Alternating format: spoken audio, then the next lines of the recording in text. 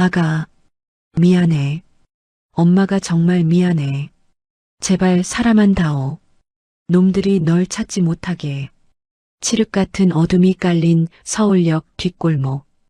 고급 세단에서 내린 여자는 공포에 질린 목소리로 흐느꼈습니다. 그리고는 품에 안고 있던 갓난아기를 차가운 시멘트 바닥에 내려놓았습니다. 마치 버려야 할 짐짝처럼 말이죠. 여자는 굉음과 함께 사라졌고 남겨진 건 핏덩이 같은 아이뿐이었습니다. 하지만 그녀는 몰랐습니다. 그날 밤 어둠 속에서 그 모든 것을 지켜보던 두 개의 눈동자가 있었다는 사실을 10년 뒤 죽은 줄 알았던 그 아이가 대한민국을 뒤흔들 괴물이 되어 돌아올 줄은 꿈에도 모른 채 별빛 달빛 사연입니다. 오늘의 사연 시작합니다. 구독해 주시면 채널 운영하는데 도움이 됩니다. 10년 전 크리스마스 이브였어요. 세상은 아기 예수의 탄생을 축복하며 화려한 불빛으로 반짝였지만 서울역 뒷골목은 그 축복이 비켜난 유배지나 다름없었죠. 살을 애는 듯한 칼바람이 얇은 신문지 이불을 찢어발길 듯 몰아치고 있습니다. 김철수가 얼어붙은 손을 호호 불며 쓰레기통을 뒤적이고 있네요. 한때 여의도 증권가를 누비던 유능한 펀드 매니저였던 남자입니다. 하지만 작전 세력의 희생양이 되어 횡령 누명을 쓰고 가족마저 뿔뿔이 흩어진 채 이곳까지 밀려난 것이죠. 김철수가 빈 깡통을 발로 툭 차며 중얼거렸습니다. 크리스마스라고 쓰레기통도 비었네. 빌어먹을. 그때였어요. 골목 저편 후미진 구석에 위치한 베이비박스 앞으로 검은색 고급 세단 한 대가 미끄러지듯 들어옵니다. 가로등 하나 없는 어둠 속이었지만 차의 실루엣만 봐도 억대가 넘어가는 고급 차량임이 분명해 보입니다. 김철수는 본능적으로 몸을 쓰레기 더미 뒤로 숨겼습니다. 차 문이 열리고 두꺼운 코트에 모자를 깊게 눌러 쓴 여자가 내리네요. 그녀의 품에는 두툼한 담요에 쌓인 갓난아기가 들려 있습니다. 여자가 주위를 두리번거리더니 베이비박스 앞 차가운 시멘트 바닥에 짐짝처럼 아이를 내려놓습니다. 여자가 아이의 기저귀 틈새 깊숙한 곳에 무언가를 절박하게 찔러 넣으며 흐느꼈습니다. 아가, 미안해. 엄마가 정말 미안해. 제발 사람만 다오. 여기 있으면 놈들이 널 찾지 못할 거야. 여자의 목소리는 공포에 질려 파르르 떨리고 있습니다. 여자는 차마 아이를 다시 보지 못하고 황급히 차에 올라타더니 굉음을 내며 사라져버립니다. 남겨진 것은 적막뿐이네요. 김철수가 홀린 듯 그곳으로 다가갔습니다. 담요 뭉치 사이로 보이는 건 핏덩이나 다름없는 아기였죠. 이 살인적인 추위에 10분만 방치되어도 목숨이 위태로운 상황입니다. 김철수가 떨리는 손으로 아이를 안아들었습니다. 이봐요. 거기 누구 없소? 김철수가 목이 터져라 소리쳤지만 보육원의 창문은 굳게 닫혀 있습니다. 아기가 고사리 같은 손을 뻗어 김철수의 덥수룩한 수염을 잡네요. 얼음장 같던 김철수의 가슴에 미약하지만 분명한 온기가 퍼져나갑니다. 그때 아이의 베네 저고리 안쪽에서 무언가 반짝거립니다. 김철수가 조심스럽게 꺼내보니 백금으로 된 펜던트가 나옵니다. 펜던트 뒷면에는 거대한 산 모양의 문양이 선명하게 새겨져 있네요. 김철수의 눈동자가 크게 흔들립니다. 태산? 이건 태산그룹 문양이잖아. 대한민국 사람이라면 모를 리 없는 재계 서열 1위 태산그룹의 상징입니다. 김철수의 등줄기로 식은땀이 흐릅니다. 평범한 유기가 아니라는 직감이 뇌리를 스칩니다. 재벌가의 추악한 비밀 혹은 권력 암투의 희생양일지도 모릅니다. 지금 이 아이를 경찰에 넘긴다면 어떻게 될까요? 태산그룹의 누군가가 찾아와 아이를 쥐도 새도 모르게 없앨지도 모른다는 공포가 밀려옵니다. 아기가 김철수를 올려다보며 방긋 웃습니다. 김철수가 펜던트를 자신의 낡은 복대 깊숙이 숨기며 아이를 코트 품속에 단단히 안았습니다. 그래, 너도 나처럼 버려졌구나. 가자. 지옥 같은 세상이지만 둘이 있으면 덜 추울지 모르니까. 김철수가 아이를 품에 안고 어둠 속으로 사라집니다. 서울역의 노숙자가 대한민국을 뒤흔들 천재를 품에 안는 순간이었죠. 시간은 흐르고 흘러 어느덧 10년이라는 세월이 지났습니다. 끼잉 마이너스 쿵, 쿵, 쿵. 지상으로 지나가는 기차의 진동이 천장에서 흙먼지를 일으킵니다. 서울역 역사 지하, 버려진 보일러실역 공간을 합판과 박스로 막아 만든 2평 남짓한 쪽방입니다. 이곳이 10살 소년 이하늘과 김철수의 보금자리죠. 아침 햇살 대신 환기구 틈으로 들어오는 희미한 빛이 방 안을 비추고 있습니다. 눅눅한 곰팡이 냄새가 배어 있지만 정돈된 이불과 가지런히 놓인 낡은 책들은 두 사람의 성품을 보여줍니다. 이하늘이 김철수의 어깨를 흔들며 깨우고 있습니다. 아빠, 일어나. 오늘 무료 급식소 메뉴 제육볶음이래. 늦으면 국물만 먹어야 해. 이하늘의 목소리는 10살이라고는 믿기지 않을 만큼 차분합니다. 김철수가 거친 기침을 토해내며 눈을 떴습니다. 세월의 풍파를 정통으로 맞은 그의 얼굴은 주름으로 가득하고 머리카락은 반백이 되어 있네요. 김철수가 몸을 일으키며 물었습니다. 콜록, 콜록. 벌써 시간이 그렇게 됐냐? 우리 하늘이 학교 갈 준비는 다 했고? 응. 어제 주워온 참고서도 가방에 넣었어. 근데 아빠 기침이 더 심해졌네. 오늘 폐지 줍는 건 좀 쉬어. 무슨 소리? 오늘 박스 시세가 좋다는 소문이 있어. 너 운동화도 다 떨어져서 새로 사야 하고. 김철수의 시선이 이하늘의 발로 향합니다. 밑창이 다 뜯어져 너덜거리는 운동화를 보자 김철수의 가슴이 미어집니다. 김철수가 주섬주섬 겉옷을 챙겨 입는 사이 이하늘은 익숙한 손놀림으로 김철수의 물병에 미지근한 물을 채우고 약봉지를 꺼냅니다. 김철수가 벽면을 봅니다. 습기를 막기 위해 덧대어 놓은 라면, 박스 위에는 이하늘이 검은 매직으로 끄적여 놓은 낙서들이 가득하네요. 얼핏 보면 의미 없는 선과 숫자들의 나열 같지만 전직 펀드 매니저인 김철수의 눈에는 예사롭지 않아 보입니다. 김철수가 심각한 표정으로 이하늘을 부릅니다. 하늘아. 응? 학교 가서 알지? 너무 똑똑한 척하지 말고 선생님이 물어보면 모르는 척도 좀 하고. 신발을 신으려던 이하늘이 잠시 멈칫합니다. 아이의 눈동자가 깊고 고요하게 빛납니다. 알아. 튀면 안 된다는 거. 튀면 쫓겨나거나 잡혀간다는 거. 이하늘의 대답에 김철수의 가슴이 욱신거립니다.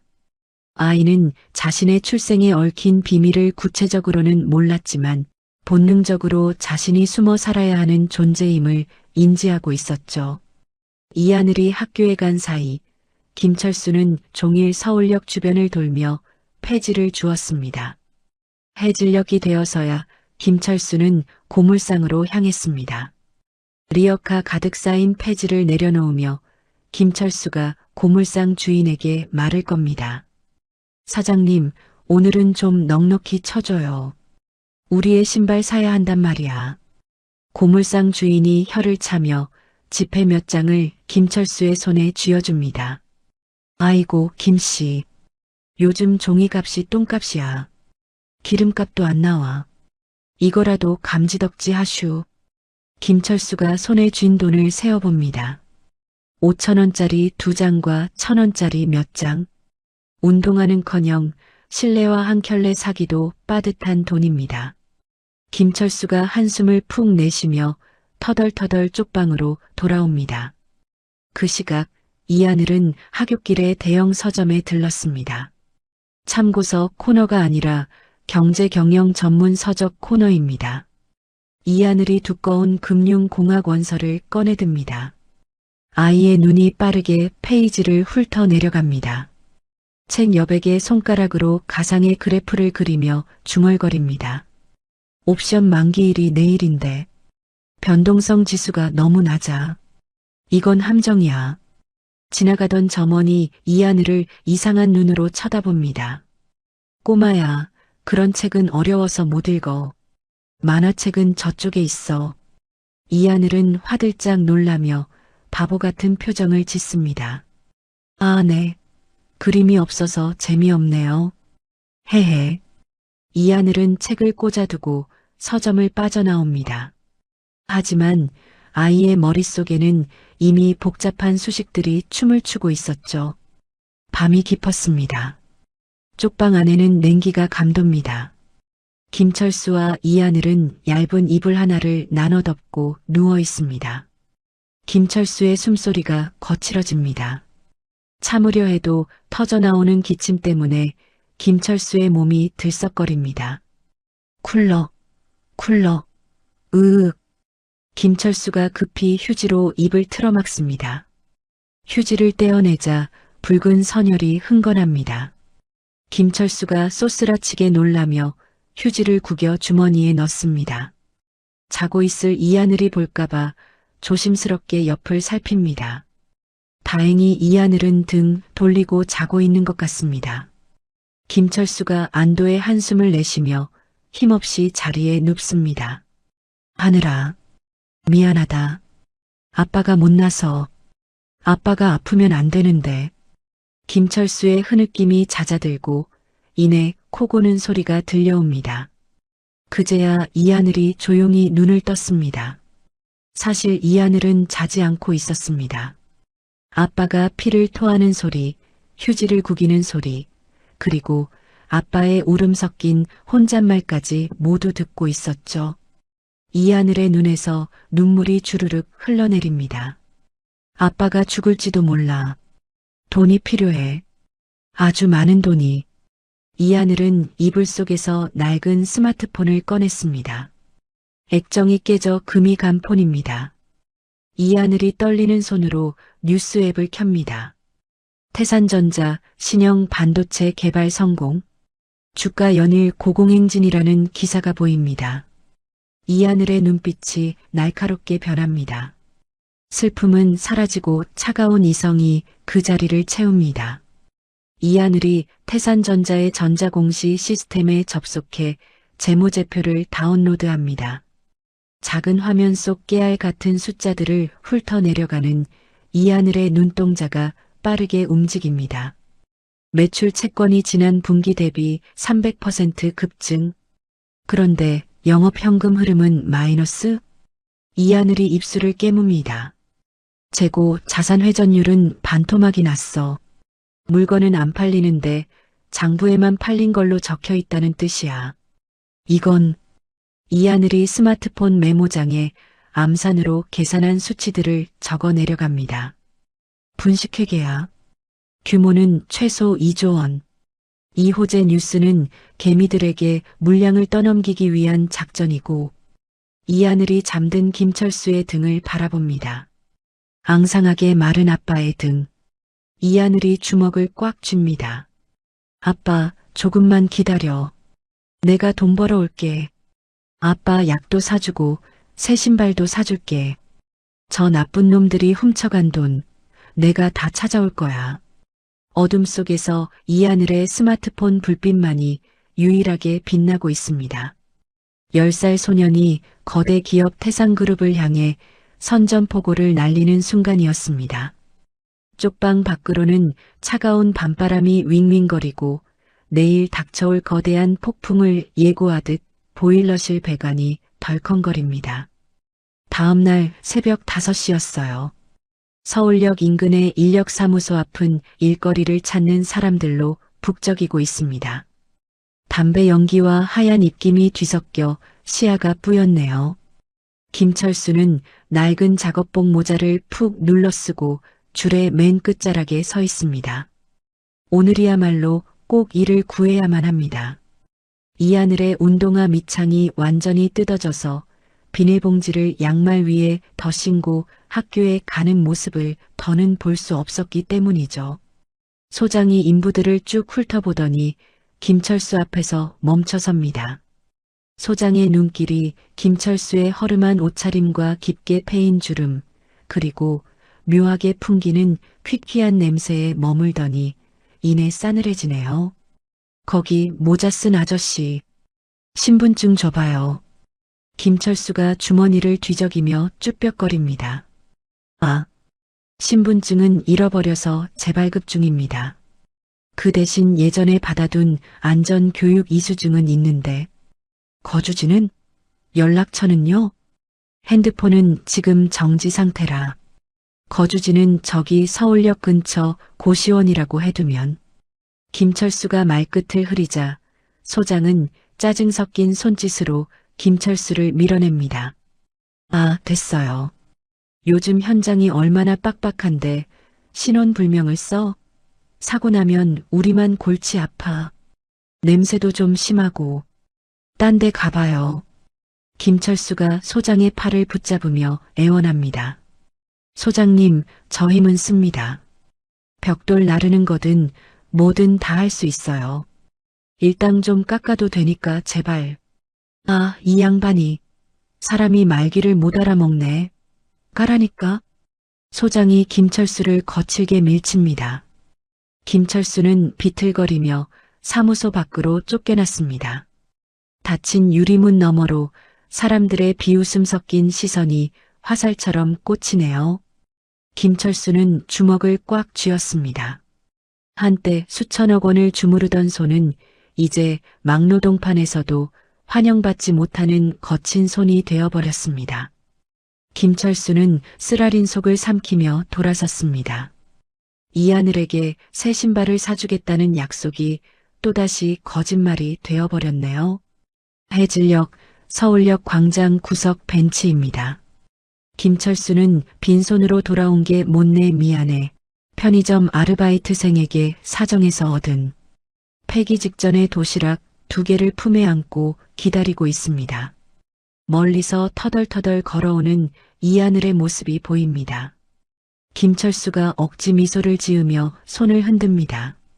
아들, 학교 잘 다녀왔어? 이하늘이 김철수의 표정을 살핍니다. 입은 웃고 있지만 눈가에는 피로와 좌절감이 묻어있네요. 이하늘은 단번에 알아챘지만 짐짓 밝은 목소리로 김철수 옆에 앉습니다. 아빠, 오늘은 일찍 왔네? 나 배고파 죽는 줄 알았어. 그래, 어서 먹자. 아직 따뜻해. 김철수가 건넨 차가운 도시락을 나눠 먹으며 두 사람은 말없이 지나가는 사람들을 구경합니다.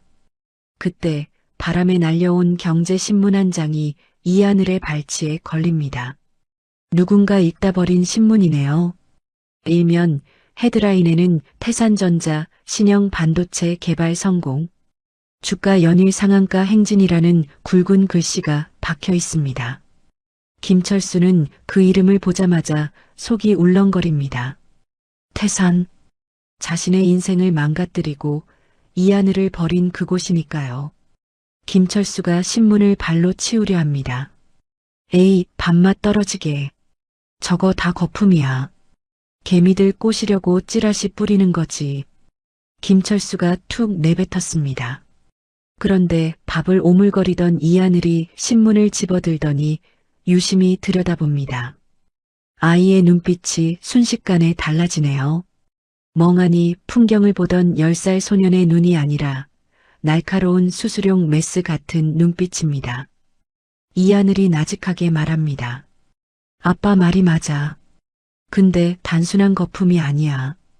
김철수가 숟가락을 멈추고 이하늘을 쳐다봅니다. 응? 그게 무슨 소리냐? 여기 재무제표 요약본 봐봐. 매출 채권이 지난 분기 대비 300%나 늘었어. 근데 현금 흐름은 마이너스야. 물건은 팔린 걸로 장부에 적혀 있는데 실제로 돈은 안 들어왔다는 뜻이야. 이건 밀어내기야. 이하늘이 신문 귀퉁이에 버려진 볼펜으로 순식간에 복잡한 수식을 적어 내려갑니다. 재고 자산 회전율이 급감했어. 신형 반도체 수율에 문제가 생긴 게 분명해. 그걸 감추려고 계열사에 강제로 물량을 떠넘긴 거고, 이 뉴스는 내일 아침 9시 장 시작하자마자 기관들이 물량을 떠넘기기 위한 미끼야. 이하늘은 확신에 찬 목소리로 결론을 내립니다. 내일 오전 10시 공매도 세력이 붙으면 태산전자 주가는 마이너스 30% 하한가로 직행할 거야. 지금 들어가는 사람들은 다 죽어. 김철수는 먹던 숟가락을 떨어뜨릴 뻔했습니다. 10살짜리 입에서 나올 단어들이 아니었으니까요. 더 무서운 건 전직 펀드 매니저였던 자신의 감보다 이하늘의 논리가 훨씬 더 정교하고 완벽하다는 사실입니다. 매출 채권과 현금 흐름표의 괴리. 전문가들도 쉽게 놓치는 행간을 이 아이는 단 몇 줄의 기사만으로 꿰뚫어 보고 있었습니다. 김철수의 등골이 서늘해집니다. 이것은 재능이 아니라 저주가 될 수도 있습니다. 태산그룹의 핏줄이라는 것이 이렇게 증명되는 것일까요? 김철수가 거칠게 이하늘의 손에서 신문을 빼앗아 구겨버립니다. 이하늘, 너 이런 거 어디서 배웠어? 갑작스러운 고함에 이하늘이 깜짝 놀라 눈을 크게 뜹니다. 아, 아빠, 그냥 도서관 책에서 내가 쓸데없는 짓 하지 말라고 했지. 이런 건 어른들 노름이야. 네가 알 필요도 없고 알아서도 안 돼. 김철수는 주위를 두리번거립니다. 다행히 근처에 듣는 사람은 없습니다. 김철수가 떨리는 손으로 이하늘의 어깨를 꽉 잡습니다. 하늘아, 잘 들어. 넌 그냥 평범하게 커야 해. 공부 잘하고 친구들이랑 뛰어놀고. 제발 아빠 말 들어. 튀면 안 된다고 했잖아. 세상은 너 같은 재능을 가만두지 않아. 이용해 먹으려고 혈안이 된 놈들 뿐이라고. 김철수의 눈에 눈물이 고입니다. 그것은 단순한 훈육이 아니었습니다. 아이를 지키고 싶은 공포였죠. 이하늘은 아빠의 눈 속에 담긴 깊은 두려움을 읽었습니다. 아빠가 왜 이렇게까지 화를 내는지 그 깊은 사연은 모르지만 자신을 지키기 위해서라는 것만은 알 수 있습니다. 이하늘이 고개를 푹 숙입니다. 잘못했어. 다시는 안 그럴게. 김철수가 그제야 안도의 한숨을 내쉬며 아이를 품에 안습니다. 미안하다. 아빠가 소리 질러서 미안해. 다 널 사랑해서 그런 거야. 다음 날 아침 9시가 되었습니다. 서울역 대합실의 대형 전광판 앞은 웅성거리는 사람들로 가득합니다. 김철수는 불안한 마음에 전광판을 올려다봅니다. 뉴스 속보가 흘러나오고 있네요. 속보, 태산전자 대규모 분식회계 의혹. 내부 고발로 밝혀져. 주가 개장 직후 하한가 추락. 시가총액 5조 원 증발. 이하늘의 예측은 정확했습니다. 아니, 정확하다 못해 소름 끼치도록 완벽했죠. 김철수는 전광판을 바라보며 마른 침을 삼킵니다.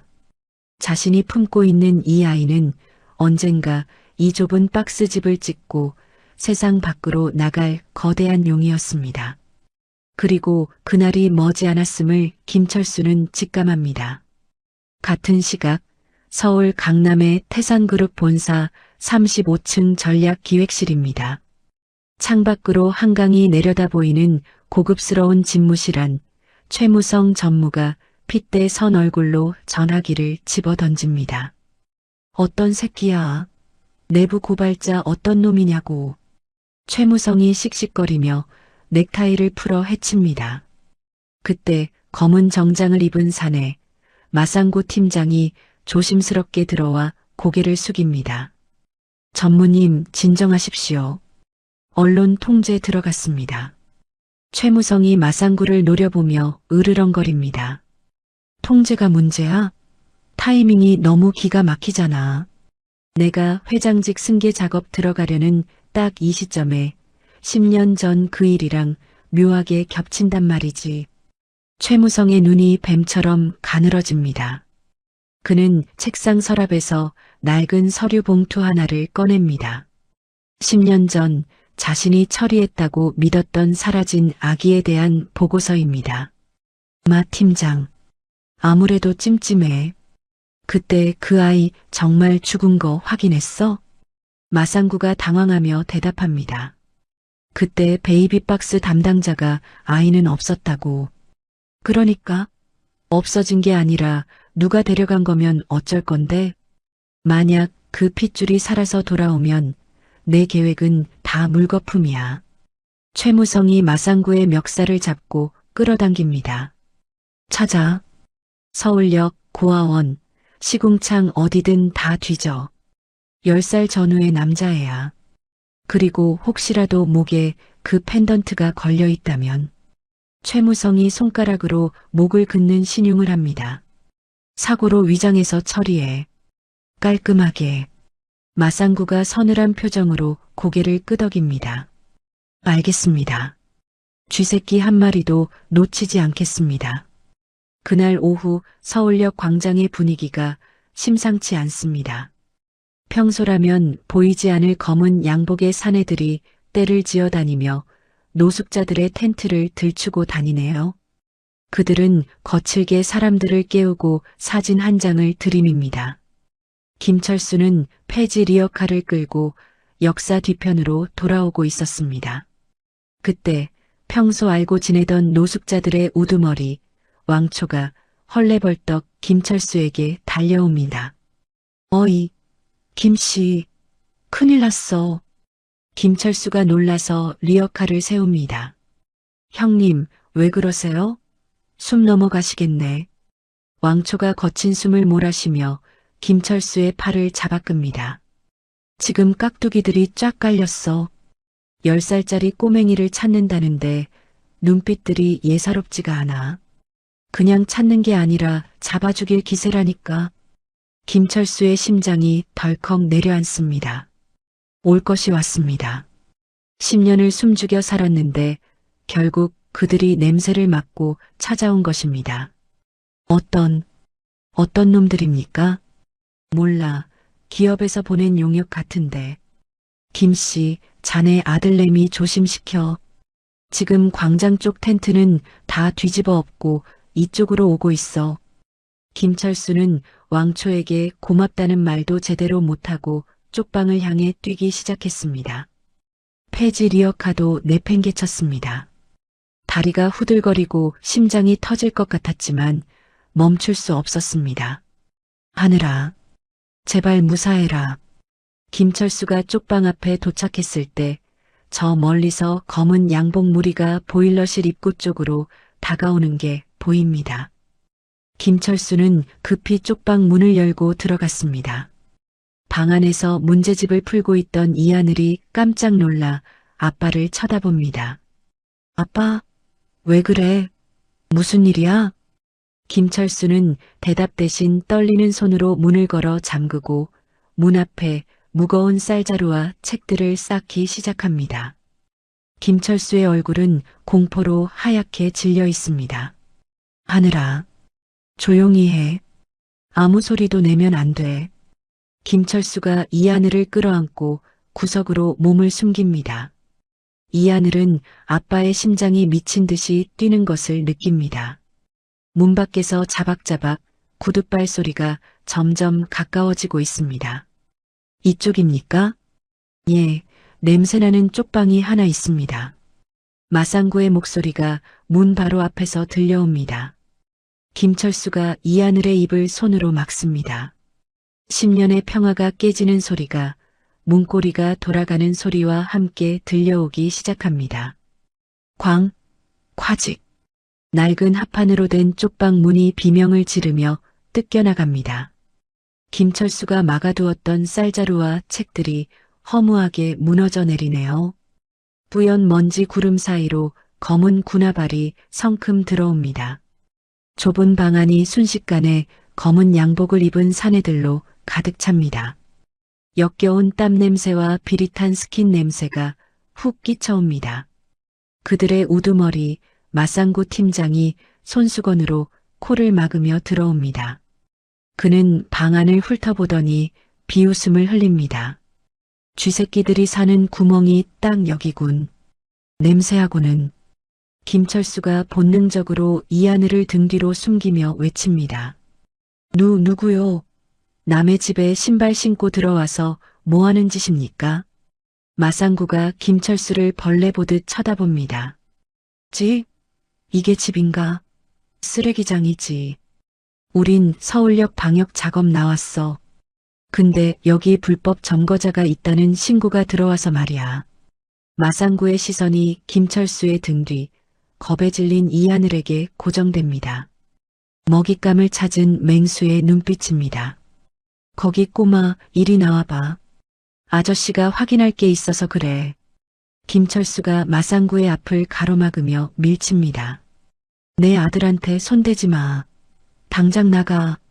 하지만 늙고 병든 노숙자의 힘으로 건장한 해결사를 막기엔 역부족이죠.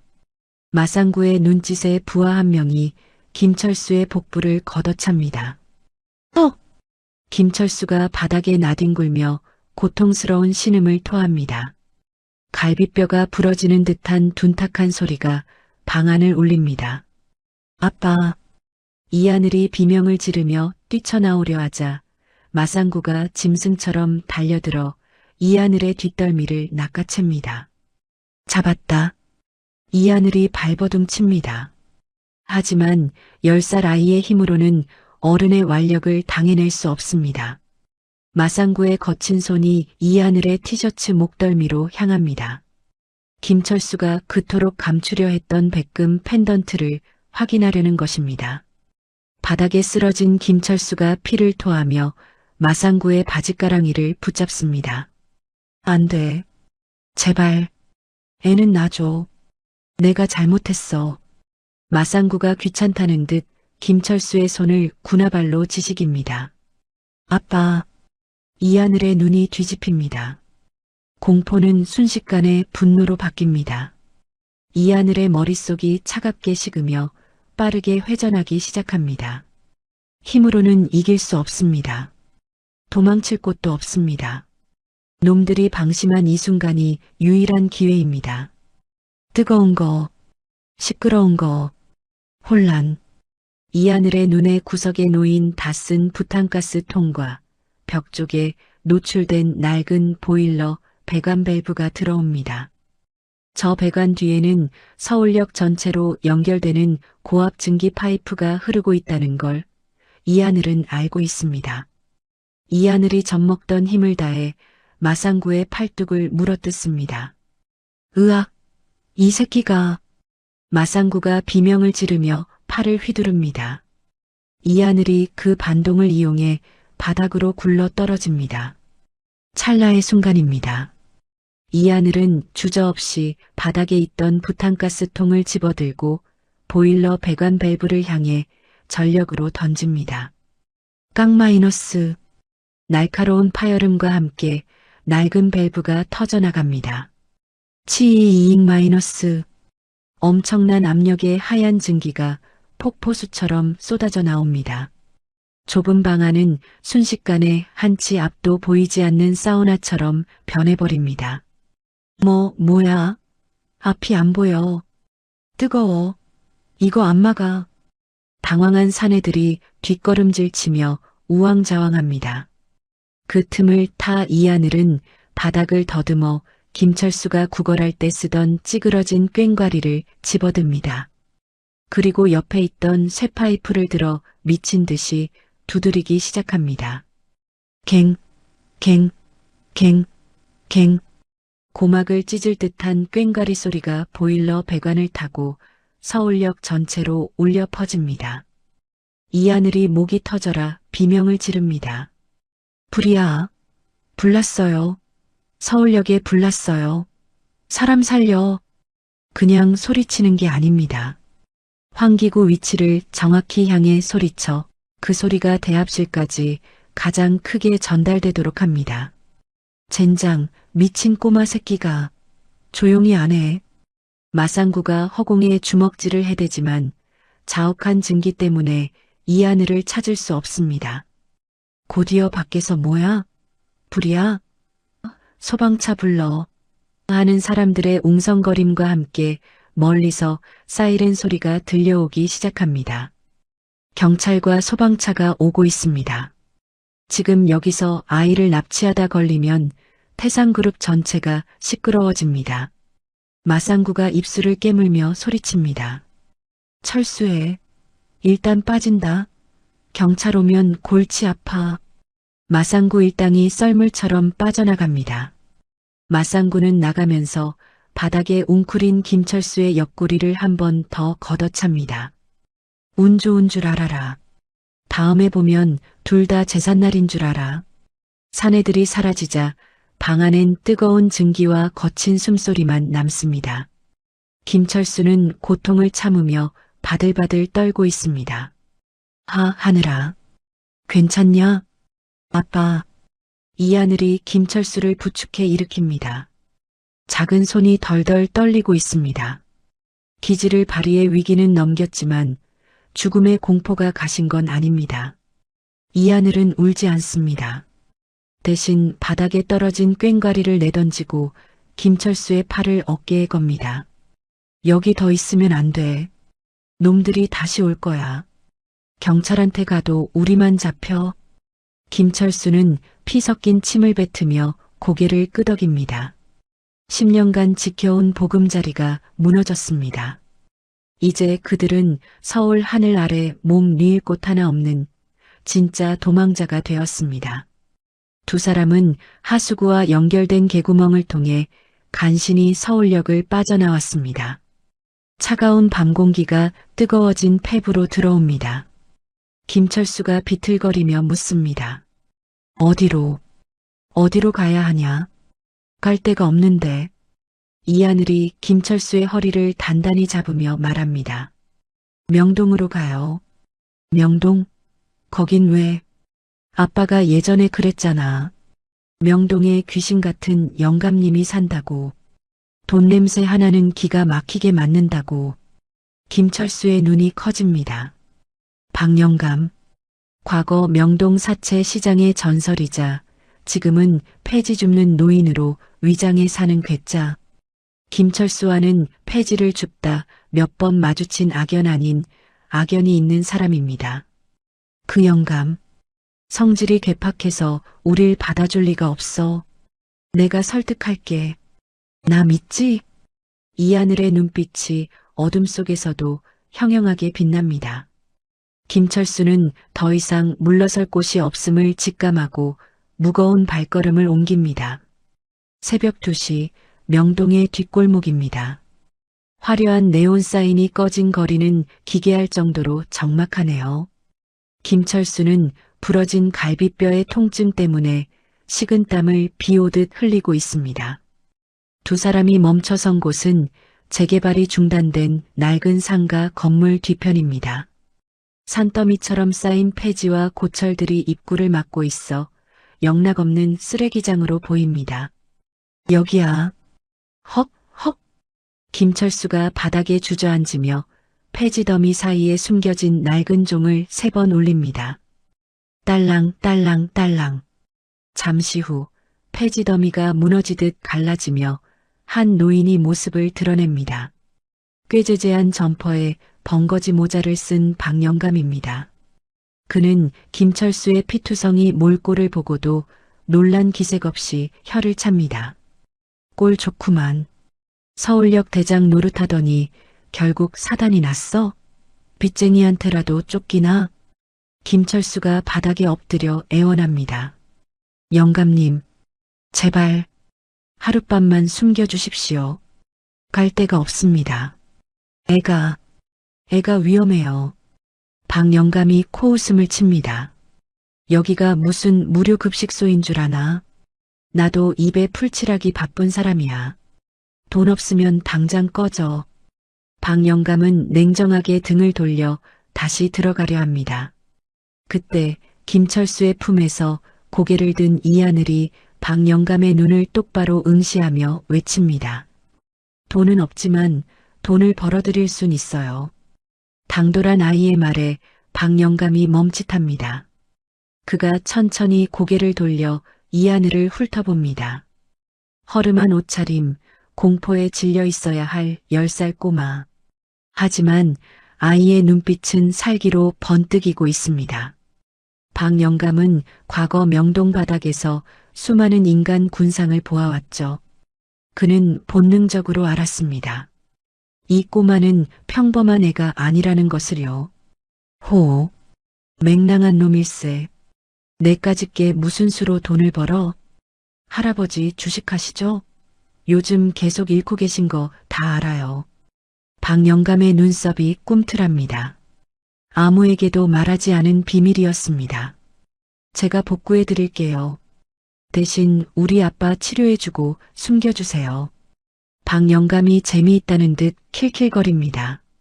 그는 폐지 더미 안쪽에 철문을 엽니다. 들어와라. 말만 번지르르한 놈이면 내 손에 뼈도 못 추릴 줄 알아. 겉보기엔 쓰레기장 같았지만 문 안쪽으로 이어진 지하 계단을 내려가자 놀라운 공간이 나타납니다. 곰팡이 냄새 대신 묵은 책 냄새와 기계 돌아가는 열기가 느껴지는 사방이 모니터로 둘러싸인 벙커 같은 방입니다. 박영감이 김철수를 낡은 소파에 눕히고 구급상자를 던져줍니다. 갈비뼈 나간 것 같은데 붕대나 감고 있어. 죽진 않을 거다. 김철수가 고통을 참으며 붕대를 감는 사이 박영감은 구석에 있는 책상에서 묵직한 고성능 노트북 하나를 꺼내 이하늘 앞에 툭 던져놓습니다. 증명해봐라. 지금 당장. 이하늘은 떨리는 손으로 노트북을 열었습니다. 전원 버튼을 누르자 파란 불빛이 아이의 창백한 얼굴을 비춥니다. 화면에 복잡한 주식 차트가 떠오릅니다. 이하늘의 손가락이 키보드 위에 올려집니다. 이것은 단순한 기계가 아니었습니다. 10년간 어둠 속에 숨겨져 있던 천재가 드디어 세상이라는 거대한 바다로 나가는 출항 신호였습니다.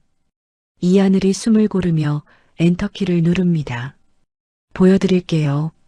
제가 누군지. 명동의 지하 벙커, 10살 소년과 괴짜 노인의 위험한 동거가 시작되는 밤입니다. 모니터 불빛에 반사된 이하늘의 눈동자가 서늘하게 빛나고 있습니다. 다음 날 새벽 4시가 지났습니다. 명동 지하 벙커의 공기는 무겁게 가라앉아 있네요. 쾌쾌한 곰팡이 냄새와 뜨겁게 달아오른 컴퓨터 본체의 열기가 뒤섞여 묘한 긴장감을 자아냅니다. 박영감이 종이컵에 믹스커피를 휘저으며 이하늘 앞에 섰습니다. 그는 주머니에서 꼬깃꼬깃한 보안카드를 꺼내 책상 위에 탁 하고 내려놓습니다. 자, 옛다. 내 차명 계좌다. 잔고는 딱 500만 원 들어있다. 이걸로 뭘 보여주겠다는 건지 어디 한번 보자. 박영감이 팔짱을 끼며 빗딱하게 섰습니다. 그는 여전히 이 10살짜리 꼬마를 믿지 않는 눈치입니다. 그저 갈 곳 없는 부자의 객기 정도로 생각하는 것이죠. 소파에 누워있던 김철수가 걱정스런 눈빛으로 몸을 일으키려 합니다. 하늘아, 무리하지 마라. 그냥 영감님께 사정해서. 아빠는 좀 쉬고 있어. 금방 끝낼게. 이하늘이 김철수를 안심시키듯 미소 짓고는 다시 모니터로 시선을 돌립니다. 아이의 눈빛이 순식간에 차갑게 변합니다. 이하늘이 박영감을 올려다보며 말합니다. 할아버지, 이거 주식계좌 말고 파생상품 거래도 되게 해주세요. 선물 옵션 계좌요. 박영감이 마시던 커피를 뿜을 뻔했습니다. 뭐? 파생? 야 이놈아, 그건 어른들도 패가망신하는 도박판이야. 500만 원을 5분 만에 날릴 셈이냐? 태산전자 주가가 오늘 폭락할 거예요. 주식은 떨어지면 손해지만 선물은 떨어지는 쪽에 돈을 걸 수 있잖아요. 하락장에 베팅할 거예요. 이하늘의 목소리에는 한치의 망설임도 없습니다. 박 영감은 기가 막히다는 듯 혀를 찹니다. 참, 맹랑한 놈일세. 그래, 내 멋대로 해봐라. 대신 깡통 차면 그 길로 내 아비 데리고 나가는 거다. 박 영감이 설정을 바꿔주자 이하늘의 손가락이 키보드 위에서 춤을 추기 시작합니다. 타닥, 탁, 타다닥. 현란한 타자 소리가 지하 벙커를 채웁니다. 이하늘에게 모니터 속의 차트는 단순한 그래프가 아니었습니다. 그것은 살아있는 생물의 맥박이자 수많은 욕망이 엉켜있는 파동이었죠. 이하늘의 머릿속에서 복잡한 수식들이 순식간에 계산됩니다. 지금이야. 공포에 질린 사람들이 주식을 내다 팔기 시작했어. 투매가 쏟아질 때 더 강하게 밀어붙여야 해. 이하늘이 마우스 버튼을 클릭합니다. 매도 주문이 체결되었습니다. 이하늘은 태산전자의 주가가 떨어질 것이라는 쪽에 전 재산을 걸었습니다. 그것도 모자라 레버리지, 즉 빚까지 끌어다 쓰는 위험한 방식이었죠. 김철수는 식은땀을 흘리며 마른 침을 삼킵니다. 하늘아, 괜찮은 거니? 그때였습니다. 모니터 속의 그래프가 미친 듯이 요동치기 시작합니다. 야, 주가 빠진다. 팍팍 빠진다. 박 영감이 모니터 앞으로 얼굴을 들이밀며 소리칩니다. 어제까지만 해도 상한가를 치던 태산전자의 주가가 이하늘의 예측대로 수직으로 낙하하고 있습니다. 마이너스 5%, 마이너스 10%, 마이너스 20%. 파란색 숫자들이 비처럼 쏟아져 내립니다. 남들에게는 비명이 터져나오는 폭락장이지만 하락에 돈을 건 이하늘에게는 돈벼락이 쏟아지는 축제입니다. 하지만 이하늘은 거기서 멈추지 않습니다. 지금이에요. 기술적 반등이 올 타이밍. 주가가 바닥을 찍고 잠시 튀어오르는 순간 이하늘은 번개같이 포지션을 바꿉니다. 이번엔 상승의 겁니다. 떨어지는 칼날을 맨손으로 잡는 것 같은 미친 짓입니다. 이 미친 꼬마가 다시 오르잖아. 빨리 팔아. 박 영감이 다급하게 외쳤지만 이하늘은 입을 꾹 다문 채 모니터만 응시합니다. 3, 2, 1. 지금. 이하늘이 매도 버튼을 누릅니다. 정확히 고점에서 팔고 빠집니다. 그리고 다시 하락에 겁니다. 상승과 하락, 그 거친 파도 위를 이하늘은 서핑하듯 유려하게 타고 넘습니다. 10살 아이의 손놀림이라고는 믿기지 않는 속도입니다. 30분이 지났습니다. 이하늘이 마지막으로 엔터키를 강하게 칩니다. 탁! 끝났습니다. 이하늘이 의자에서 내려오며 말합니다. 박 영감은 입을 다물지 못합니다. 그는 떨리는 손으로 마우스를 잡고 잔고를 확인합니다. 5,300만 원? 박 영감의 눈이 튀어나올 듯 커집니다. 500만 원이 30분 만에 5천만 원이 되었습니다. 정확히 10배입니다. 박 영감이 이하늘을 쳐다봅니다. 그의 눈빛은 이제 호기심을 넘어 경외심으로 가득 차 있습니다. 너 정체가 뭐냐? 귀신이라도 씌인 게냐? 어떻게 이따위 잡주 움직임을 다 읽어? 이하늘은 대답 대신 김철수에게 달려가 안깁니다. 방금 전까지 자본시장을 쥐락펴락하던 냉철한 승부사의 얼굴은 사라지고 칭찬을 바라는 아이의 얼굴로 돌아와 있네요. 아빠 봤어? 이제 우리 돈 걱정 안 해도 돼. 내가 아빠 병원비 다 벌 수 있어. 김철수는 말없이 이하늘의 머리를 쓰다듬습니다. 기특함보다는 두려움이, 안도감보다는 서글픔이 밀려옵니다. 이 엄청난 재능이 결국 독이 되어 돌아올 것임을 알기 때문이죠. 그래, 고생했다. 우리 아들. 박 영감이 헛기침을 하며 분위기를 깹니다. 그래, 실력은 확실하구만. 인정하마. 박영감이 진지한 표정으로 이하늘 앞에 쭈그리고 앉아 눈높이를 맞춥니다. 얘야, 내 돈 굴려볼 생각 없냐? 네가 원하는 건 뭐든 들어주마. 신분 세탁이든 안전가옥이든 아니면 태상그룹을 무너뜨릴 칼이든. 박영감은 흙 속에 묻혀있던 거대한 다이아몬드를 발견한 탐욕과 흥분으로 눈을 번뜩입니다. 이하늘이 김철수를 바라봅니다. 김철수는 고개를 저으려 했지만 이하늘은 단호하게 박영감을 향해 고개를 끄덕입니다. 할게요. 대신 조건이 있어요. 조건? 말만 해라. 아빠를 살려주세요. 최고의 의사, 최고의 약 다 써주세요. 그리고 제 이름은 숨겨주세요. 전 유령이 될 거예요. 유령? 네. 고스트. 그게 제 이름이에요. 박영감이 씩 웃으며 악수를 청합니다. 좋다. 거래 성립이다. 고스트. 명동의 지하 벙커, 낡은 노트북 하나로 대한민국을 뒤흔들 유령 투자자가 탄생하는 순간이었습니다. 시간이 흘러 계절이 바뀌었습니다. 벙커는 더 이상 칙칙한 창고가 아닙니다. 박영감의 전폭적인 지원으로 최신형 서버와 6개의 모니터가 설치된 흡사 월스트리트의 전문 트레이딩 룸처럼 변모해 있습니다. 여의도 증권가에는 괴소문이 돌기 시작했습니다. 고스트라는 정체불명의 슈퍼 개미가 태상그룹 관련 작전주만 골라서 박살내고 있다는 소문이었죠. 매도 주문 체결되었습니다. 수익률 420%, 실현 손익 32억 원. 무미건조한 기계음이 울려 퍼집니다. 의자에 파묻혀 다리조차 땅에 닿지 않는 작은 체구의 이하늘이 기지개를 켭니다. 오늘 태상건설 작업은 여기까지 할게요.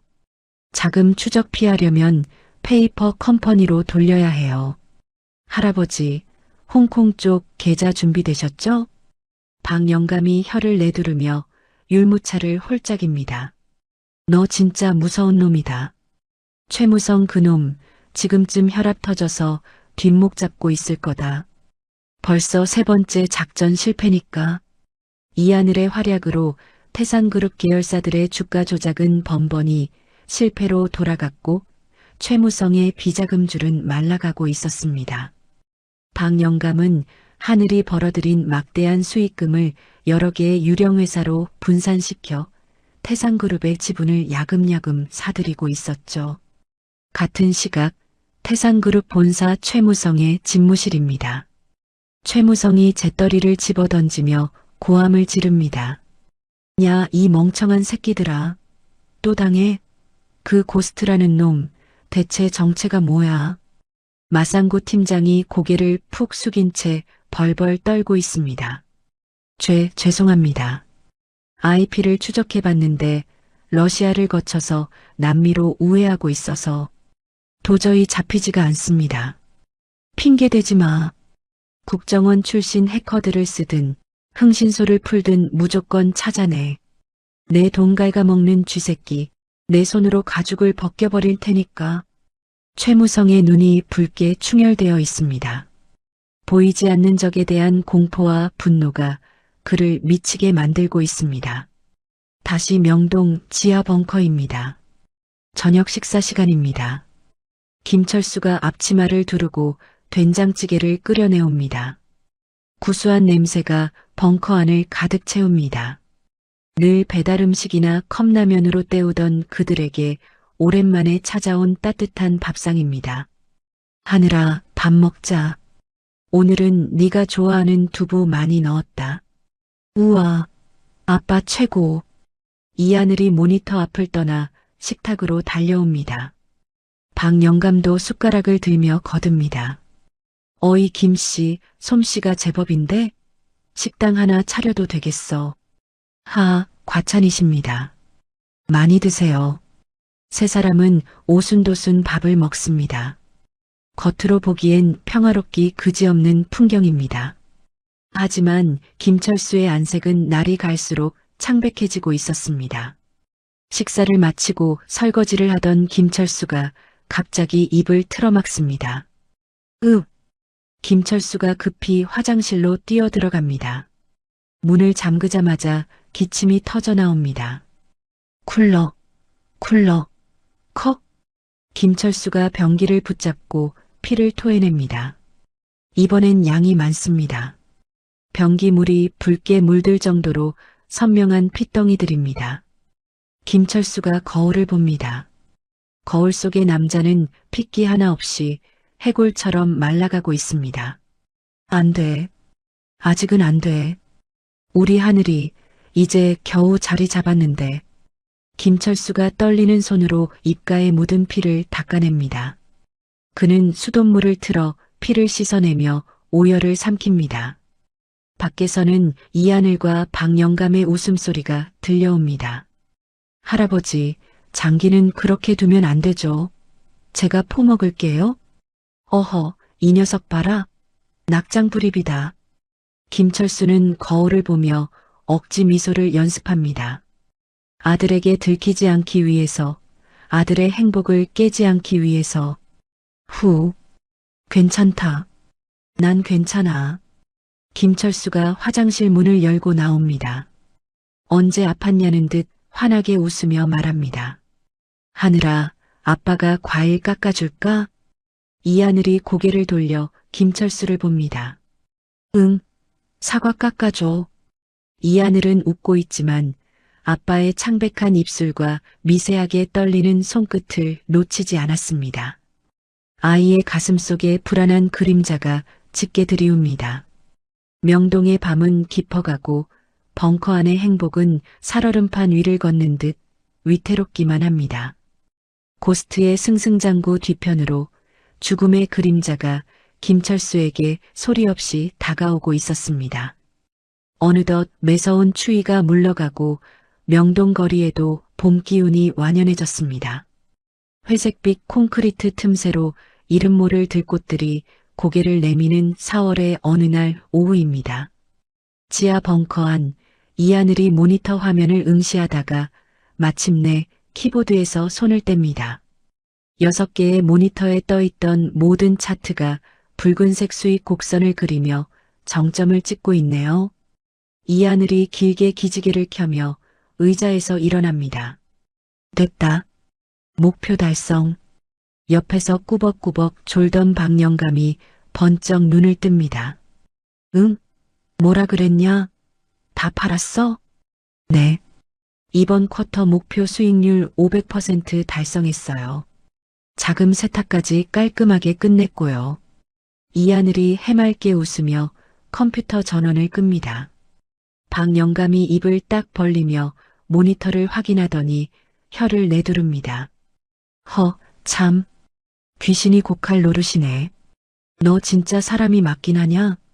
이하늘은 대답 대신 침대에서 쉬고 있는 김철수에게 달려갑니다. 김철수는 낡은 잡지를 보고 있다가 아들을 반깁니다. 아빠, 나 오늘 일찍 끝났어. 나가자. 김철수가 어리둥절한 표정으로 묻습니다. 벌써? 아직 장마감 안 됐잖아. 오늘 날씨가 너무 좋잖아.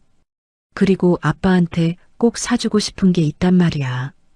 빨리 옷 입어. 이하늘이 김철수의 손을 잡아 끕니다. 김철수는 못 이기는 척 자리에서 일어납니다. 그래. 알았다. 날도 풀렸는데 바람이나 쐬러 갈까? 두 사람은 박영감에게 인사를 하고 벙커를 나섭니다. 박영감이 뒤에서 소리칩니다. 야, 올 때 붕어빵이라도 좀 사와라. 네, 다녀올게요. 명동의 거리는 활기로 가득합니다. 두꺼운 패딩을 벗어 던지고 가벼운 옷차림을 한 사람들이 거리를 메우고 있네요. 김철수와 이하늘은 인파를 헤치고 명동 한복판에 있는 최고급 한우 전문점으로 들어갑니다. 입구부터 고소한 고기 냄새가 진동을 합니다. 종업원이 두 사람을 룸으로 안내합니다. 김철수는 고급스러운 실내 장식과 메뉴판의 가격을 보고 눈이 휘둥그레집니다. 하늘아, 여기 너무 비싼 데 아니냐? 1인분에 10만 원이 넘네. 그냥 나가서 국밥이나 먹자. 김철수가 엉덩이를 들썩거리며 나가려 합니다. 이하늘이 단호하게 김철수를 자리에 앉힙니다. 아빠, 나 돈 많아. 이제 아빠 평생 놀고 먹어도 될 만큼 벌었어. 오늘은 내가 쏘는 거니까 맘껏 먹어. 잠시 후 마블링이 꽃처럼 피어난 최고급 살치살이 숯불 위에 올려집니다. 치익하는 경쾌한 소리와 함께 고기가 익어갑니다. 이하늘이 집게를 들고 고기를 굽습니다. 아빠는 가만히 있어. 내가 다 구워줄게. 잘 익은 고기 한 점을 이하늘이 김철수의 밥그릇 위에 올려줍니다. 윤기가 자르르 흐르는 고기입니다. 지난 10년 유통기한 지난 편의점 도시락이나 식은 김밥 꽁다리만 먹여왔던 아들이었습니다. 그런 아들이 고사리 같은 손으로 번 돈이라며 아비에게 고기를 대접하고 있습니다. 김철수는 떨리는 손으로 젓가락을 짚습니다. 고기를 입에 넣었습니다. 입안에서 살살 녹는 고소한 기름기. 세상에서 제일 맛있는 고기입니다. 하지만 김철수의 목구멍으로 넘어가는 것은 뜨거운 덩어리 같습니다. 맛있다. 진짜 맛있다. 우리 아들. 김철수의 눈에서 툭 하고 굵은 눈물방울이 떨어져 밥그릇을 적십니다. 이하늘이 놀란 눈으로 묻습니다. 아빠, 왜 울어? 맛없어? 즐겨? 아니, 너무 맛있어서 그래. 아빠가 못난 놈이라 우리 하늘이 이런 거 진작 못 사주고 얻어먹기나 하고 미안하다, 정말 미안하다. 김철수가 고개를 숙이고 흐느낍니다. 이하늘이 자리에서 일어나 김철수의 눈물을 휴지로 닦아줍니다. 그런 소리 하지 마. 아빠가 나 살렸잖아. 10년 전에 아빠 없었으면 난 벌써 죽었어. 이 고기 100만 번 사줘도 아빠 은혜 못 갚아. 이하늘이 김철수의 거친 손을 꼭 잡습니다. 그러니까 울지 마. 앞으론 내가 아빠 꽃길만 걷게 해줄게. 알았지? 김철수가 고개를 끄덕이며 눈물을 닦습니다. 창밖으로 따스한 봄 햇살이 두 사람을 비추고 있습니다. 지옥 같던 겨울이 끝나고 그들에게도 봄이 온 것만 같습니다. 배불리 식사를 마친 두 사람이 택시를 타고 향한 곳은 잠실의 놀이공원입니다. 평일 오후라 사람은 많지 않지만 여기저기서 들려오는 비명과 웃음소리가 놀이공원의 활기를 더해줍니다. 우와, 아빠 저거 봐. 성이 진짜 커. 주식시장을 쥐락펴락하던 냉철한 승부사 고스트는 온데간데 없습니다. 이하늘은 여느 10살 아이처럼 들떠서 김철수의 손을 이끕니다. 두 사람은 입구에서 우스꽝스러운 동물 귀 머리띠를 하나씩 사서 썼습니다. 김철수는 곰돌이, 이하늘은 토끼입니다. 한 손에는 아이스크림을, 한 손에는 추러스를 든 채 두 사람은 놀이공원 곳곳을 누빕니다. 이하늘이 저 멀리 보이는 거대한 롤러코스터를 가리키며 소리칩니다. 아빠, 우리 저거 타자. 엄청 빠르대. 김철수가 롤러코스터를 올려다봅니다. 굉음을 내며 질주하는 열차를 보자마자 김철수의 시야가 핑 돌며 어지러움이 밀려옵니다. 사실 김철수는 아까부터 명치 끝을 쥐어짜는 듯한 통증을 참고 있었습니다. 식은땀이 등줄기를 타고 흐르고 있지만 내색할 수는 없습니다. 김철수가 짐짓 무서운 척 너스레를 떱니다. 아이고, 아빠는 저런 것 하면 심장이 멎을 것 같아. 무서워서 못하겠다. 아빠는 여기서 구경하고 있을게. 하늘이 혼자 타고 올래? 이하늘이 입술을 삐죽거립니다. 에이, 혼자 타면 재미없는데. 그럼 아빠도 탈 수 있는 거 타자. 회전목마는 어때? 그래, 그거 좋네. 말 타자, 말. 두 사람은 회전목마에 올랐습니다. 왈츠풍의 음악과 함께 회전목마가 천천히 돌아가기 시작합니다.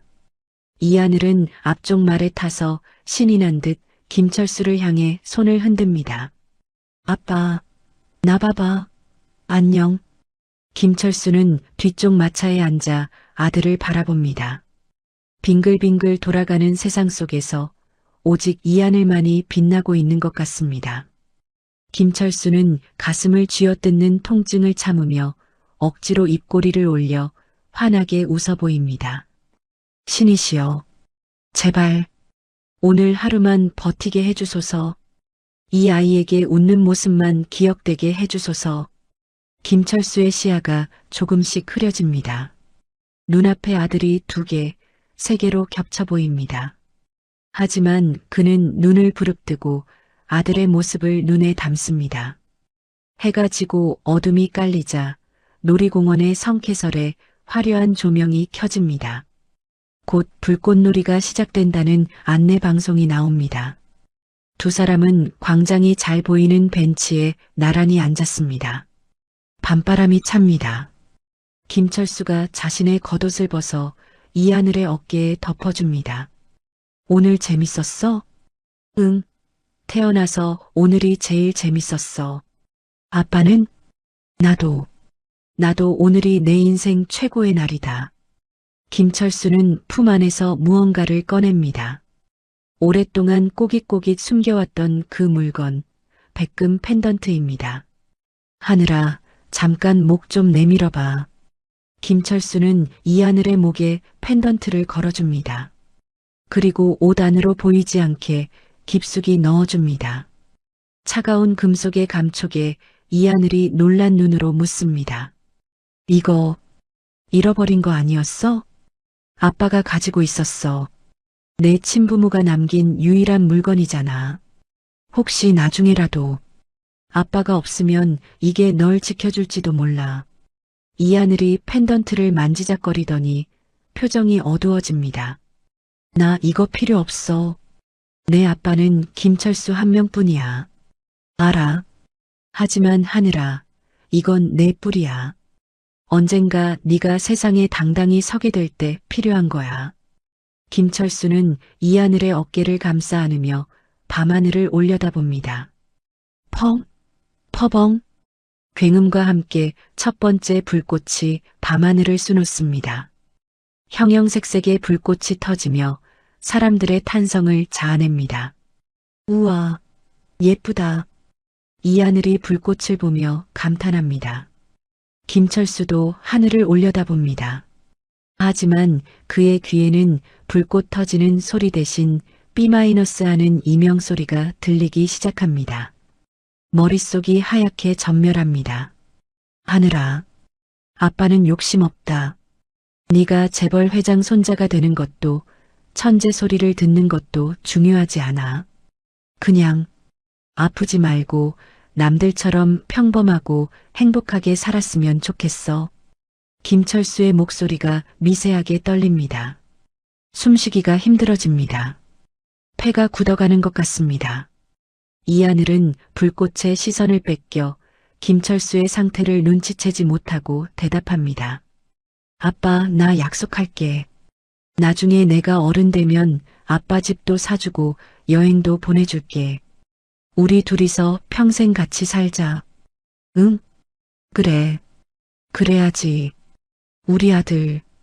이하늘이 김철수의 품에 머리를 기댑니다.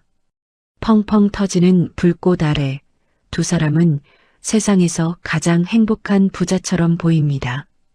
그때였습니다. 툭! 김철수의 코에서 붉은 액체가 떨어져 이하늘의 하얀 티셔츠 위로 번집니다. 김철수가 황급히 손으로 코를 막습니다. 하지만 댐이 무너진 듯 피가 멈추지 않고 쏟아져 나옵니다. 아빠. 축축한 느낌에 고개를 든 이하늘이 비명을 지릅니다. 아빠, 코피가 안 멈춰. 김철수가 이하늘을 안심시키려 손을 젓습니다. 괜찮아. 조금 피곤해서. 하지만 말을 끝맺기도 전에 김철수의 몸이 힘없이 앞으로 기울어집니다. 아빠. 김철수가 이하늘의 어깨 위로 쓰러집니다. 김철수의 입과 코에서 쏟아진 피가 이하늘의 옷과 벤츠를 붉게 물들입니다. 이하늘이 김철수의 몸을 흔듭니다. 몸이 불덩이처럼 뜨겁습니다. 아빠, 정신 차려. 눈 좀 떠봐. 아빠. 주변에 있던 사람들이 놀라서 몰려듭니다. 어머, 저 사람 왜 저래? 피를 너무 많이 흘리는데? 빨리 119 불러요. 축제 음악 소리와 사람들의 웅성거림이 뒤섞여 혼란스럽습니다. 이하늘은 피투성이가 된 김철수를 끌어안고 울부짖습니다. 살려주세요. 우리 아빠 좀 살려주세요. 멀리서 구급차 사이렌 소리가 들려옵니다.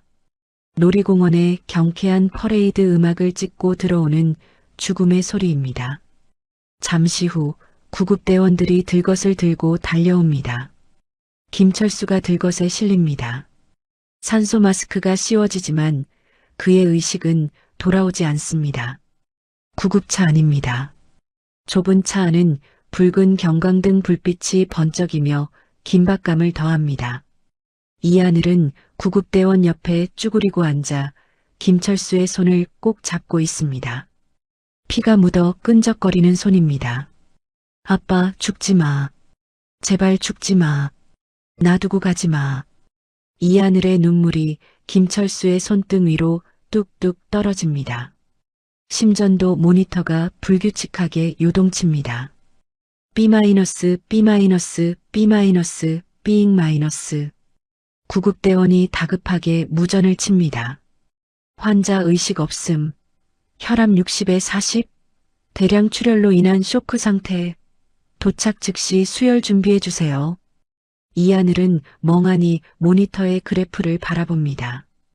오늘 아침까지만 해도 주식 차트를 보며 세상을 다 가진 듯 웃었던 그였습니다. 하지만 지금 눈앞에서 춤추는 저 생명의 그래프 앞에서는 자신이 가진 수천억 원의 돈도 천재적인 두뇌도 아무런 소용이 없다는 것을 뼈저리게 느낍니다. 신이시여, 제발 아빠를 데려가지 마세요. 다 포기할게요. 돈도 복수도 다 필요 없어요. 그냥 아빠만 살려주세요. 이하늘의 간절한 기도가 사이렌 소리에 묻혀 밤하늘로 흩어집니다. 가장 빛나던 하루가 가장 깊은 어둠 속으로 곤두박질 치고 있습니다. 창밖으로 스쳐 지나가는 서울의 야경이 10년 전 그 겨울밤처럼 차갑고 무심하게만 느껴집니다. 구급차가 병원 응급실 입구에 도착했습니다. 문이 열리고 의료진들이 달려나옵니다. 비키세요. 응급 환자입니다.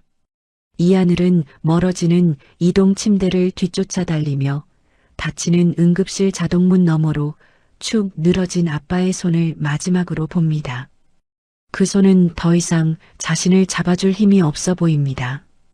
이하늘이 털썩 주저앉습니다. 아이의 작은 등 위로 병원의 차가운 형광등 불빛이 내리꽂힙니다. 다음 날 새벽 대학병원 VIP 병동의 복도는 숨막힐 듯한 정막에 휩싸여 있습니다. 최고급 대리석 바닥과 은은한 조명은 호텔을 방불케 하지만 그곳의 감도는 공기는 죽음의 냄새를 풍기고 있네요. 이하늘이 병실 앞 의자에 웅크리고 앉아 있습니다. 어제 입었던 피 묻은 티셔츠 그대로입니다. 초점 없는 눈으로 바닥만 응시하는 아이의 모습이 처량하기 그지없습니다. 잠시 후 박영감과 주치의가 병실에서 나옵니다. 박영감의 표정이 흑빛입니다. 이하늘이 벌떡 일어나 의사의 가운 자락을 붙잡습니다. 선생님, 우리 아빠 괜찮은 거죠? 수술하면 낫는 거죠? 의사가 난처한 표정으로 안경을 고쳤습니다. 그는 차마 아이의 눈을 똑바로 쳐다보지 못하고 차트를 내려다보며 말합니다. 보호자분, 마음의 준비를 하셔야 할 것 같습니다. 네, 그게 무슨 말씀이세요? 환자분은 급성 골수성 백혈병 말기입니다. 게다가 오랜 노숙 생활로 영양 상태가 최악인데다 면역 체계가 완전히 붕괴되었습니다. 갈비뼈 골절로 인한 내상까지 겹쳐서 의사가 잠시 말을 멈추더니 무겁게 고개를 젓습니다. 솔직히 말씀드리면 오늘 밤을 넘기기 힘들 수도 있습니다. 이하늘의 다리에 힘이 풀립니다. 박 영감이 의사의 멱살을 잡을 듯이 다가서며 소리칩니다. 이봐요. 돈이라면 얼마든지 줄 테니까 살려내. 대한민국 최고 병원이라며 고작 이따위 소리나 하려고 비싼 돈 받는 거야? 돈으로 해결될 문제가 아닙니다. 당장 골수 이식이 필요한데 맞는 공여자를 찾을 확률도 희박하고 설령 찾는다 해도 지금 환자분의 체력이 수술을 버티지 못합니다. 마취하는 순간 심장이 멎을 겁니다. 박 영감이 욕설을 내뱉으며 벽을 쾅 칩니다. 젠장, 빌어먹을. 이하늘은 아무 말도 하지 못하고 스르르 바닥에 주저앉습니다. 자신이 번 수천억 원의 돈이 휴지 조각처럼 느껴집니다. 태상그룹의 주가를 떨어뜨리고 세상을 비웃어줬지만 정작 세상에서 가장 소중한 사람 하나를 지킬 힘이 없습니다. 이하늘이 무릎에 얼굴을 묻고 흐느낍니다. 내가 너무 늦었어. 아빠가 아픈 줄도 모르고 나만 맛있는 거 먹고 나만 신나서 죄책감이 아이의 작은 어깨를 짓누릅니다. 박 영감이 안타까운 눈으로 이하늘을 내려다보다가 한숨을 쉬며 어디론가 전화를 걸기 위해 자리를 뜹니다. 해외의 명의라도 찾아보려는 심산이겠죠. 깊은 밤이 되었습니다. 병실 안에는 기계음만이 규칙적으로 울리고 있습니다. B-, B-, B-.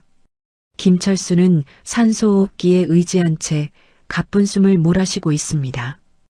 이하늘은 침대 옆에 엎드려 김철수의 손을 잡고 잠이 들었습니다. 새벽 3시 병원의 정막을 깨고 또각또각 구두 굽소리가 복도를 울립니다. VIP 병동은 일반인의 출입이 철저히 통제되는 곳이지만 검은 정장을 입은 사내들에게 보안 시스템은 무용지물이었죠. 이미 병원의 보안 서버는 누군가에 의해 먹통이 된 상태입니다. 병실 문이 스르르 열립니다. 찬바람과 함께 최무성 전무가 들어옵니다. 그의 뒤로 마상구 팀장과 덩치들이 병실 입구를 막아섭니다. 소파에서 쪽잠을 자던 박 영감이 인기척에 눈을 떴습니다. 누구냐? 박 영감이 소리치려 했지만 마상구가 순식간에 달려들어 박 영감의 입을 틀어막고 벽으로 밀칩니다. 박 영감이 버둥거렸지만 건장한 경호원들에게 제압당해 바닥에 눌립니다. 소란스러운 소리에 이하늘이 부스스 눈을 떴습니다. 할아버지, 무슨... 이하늘이 고개를 들자 눈앞에 악마가 서 있습니다. 최무성입니다. 그가 비릿한 미소를 지으며 침대에 누워있는 김철수를 내려다보고 있네요. 이거 참 꼴이 말이 아니군. 쥐새끼처럼 잘 도망 다닌다 싶더니 결국 제 발로 덫에 걸려들었어. 최무성이 손수건으로 코를 막으며 김철수의 링거줄을 손가락으로 툭툭 건드립니다. 의료보험 기록도 없는 유령 환자가 VIP 병실에 입원했다는 보고를 받았지. 그리고 그 병원비를 결제한 계좌가 요즘 날 괴롭히는 고스트라는 작자와 연관되어 있더군. 최무성의 시선이 구석에서 떨고 있는 이하늘에게 향합니다. 그는 천천히 이하늘에게 다가가 쭈그리고 앉아 눈높이를 맞춥니다. 네가 그 고스트냐? 아니면 잃어버린 내 조카님이신가? 이하늘은 핏발선 눈으로 최무성을 노려봅니다. 두려움보다 분노가 앞섭니다. 우리 아빠 건드리지 마. 나가. 아빠라. 피 한 방울 안 섞인 남한테 아빠라니. 눈물겹도록 감동적이구만. 최무성은 웃음기를 거두고 차가운 목소리로 속삭입니다. 거래를 하자, 꼬마야. 네가 순순히 우릴 따라오면 저거지의 치료비와 최고급 의료진을 지원해주마. 골수 이식? 내가 맘만 먹으면 내일 당장이라도 구해올 수 있어. 이하늘의 눈동자가 흔들립니다. 그것은 거부할 수 없는 악마의 유혹입니다. 자신이 따라가면 죽거나 갇힐 것이 뻔합니다. 하지만 거절하면 아빠는 이대로 죽습니다. 거짓말. 넌 우릴 죽일 거야. 똑똑하네. 하지만 너한테 선택지가 있을까? 최무성이 눈짓하자 마상구가 김철수의 산소호흡기 밸브에 손을 얹습니다. 네가 거절하면 지금 당장 저 기계가 멈출 테니까. 안 돼. 이하늘이 비명을 지르며 튀어나갔지만 덩치 큰 경호원에게 가로막혀 바닥에 내동댕이 쳐집니다. 자, 3초 주마. 3. 마상구가 밸브를 돌리기 시작합니다. 산소 공급량이 줄어들자 김철수의 호흡이 거칠어지고 심전도 모니터가 요란하게 울리기 시작합니다. B-, B-, B-, B-. 이. 김철수의 몸이 고통스럽게 경련합니다. 이하늘은 바닥을 기어 최무성의 구두를 잡습니다. 자존심도 복수심도 모두 버렸습니다. 지금은 아빠를 살려야 합니다. 갈게요. 갈 테니까. 제발 멈춰요. 시키는 대로 다 할게요. 이하늘이 울부짖습니다. 최무성의 신호에 마상구가 손을 뗍니다. 다시 산소가 공급되자 김철수의 호흡이 옅게 돌아옵니다. 최무성은 만족스러운 듯 이하늘의 머리를 쓰다듬습니다. 진작 그럴 것이지. 착한 아이구나. 최무성이 경호원들에게 턱짓합니다. 데려가. 그리고 놈이 가진 주식 계좌, 서버 비밀번호 싹 다 넘겨받아. 경호원들이 이하늘을 일으켜 세우고 손목을 케이블 타이로 묶으려 합니다. 이하늘은 순순히 손을 뒤로 내밀며 고개를 숙입니다. 체념한 듯 보이지만 아이의 눈빛은 바닥을 향해 날카롭게 빛나고 있습니다. 지금이다. 이하늘의 손가락이 뒤로 묶인 채 손목에 찬 전자시계를 더듬습니다. 겉보기엔 평범한 장난감 시계 같지만 박영감이 개조해준 특수 장비입니다. 이하늘이 시계 측면의 버튼을 길게 누릅니다. 띠링. 아주 작은 진동이 손목에 전해집니다. 긴급 녹음 모드 활성화 클라우드 자동 전송 시작. 이하늘은 일부러 최무성을 향해 고개를 들며 큰 소리로 외칩니다. 녹음이 잘 되도록 유도하는 것입니다. 당신 약속 지켜. 내가 따라가면 우리 아빠 살려준다고 했잖아. 최고의 의료진 붙여주고 골수 이식도 해준다고 분명히 말했어. 최무성이 비웃으며 대답합니다. 그래, 그래. 약속하마. 태상그룹 전무의 이름을 걸고 그리고 10년 전에 날 버리라고 시킨 것도 지금 협박해서 내 재산 뺏으려는 것도 다 인정하는 거지. 최무성이 귀찮다는 듯 손을 휘젓습니다. 어린 놈이 말이 많네. 그래, 내가 다 시켰다. 됐냐? 10년 전엔 운전기사 시켜서 널 버렸고 지금은 널 죽여서라도 데려가려 한다. 왜? 내가 왕이 돼야 하니까. 완벽한 자백입니다. 이 목소리는 실시간으로 암호화되어 박영감의 비밀 서버로 전송되고 있습니다. 자, 이제 가자. 할아버지가 널 기다리신다. 물론 장례식장에서 만날 수도 있겠지만 최무성은 껄껄 웃으며 앞장섭니다. 경호원들이 이하늘을 거칠게 끌고 나갑니다. 박영감은 바닥에 눌린 채 피눈물을 흘리며 소리칩니다. 하늘아, 안 돼.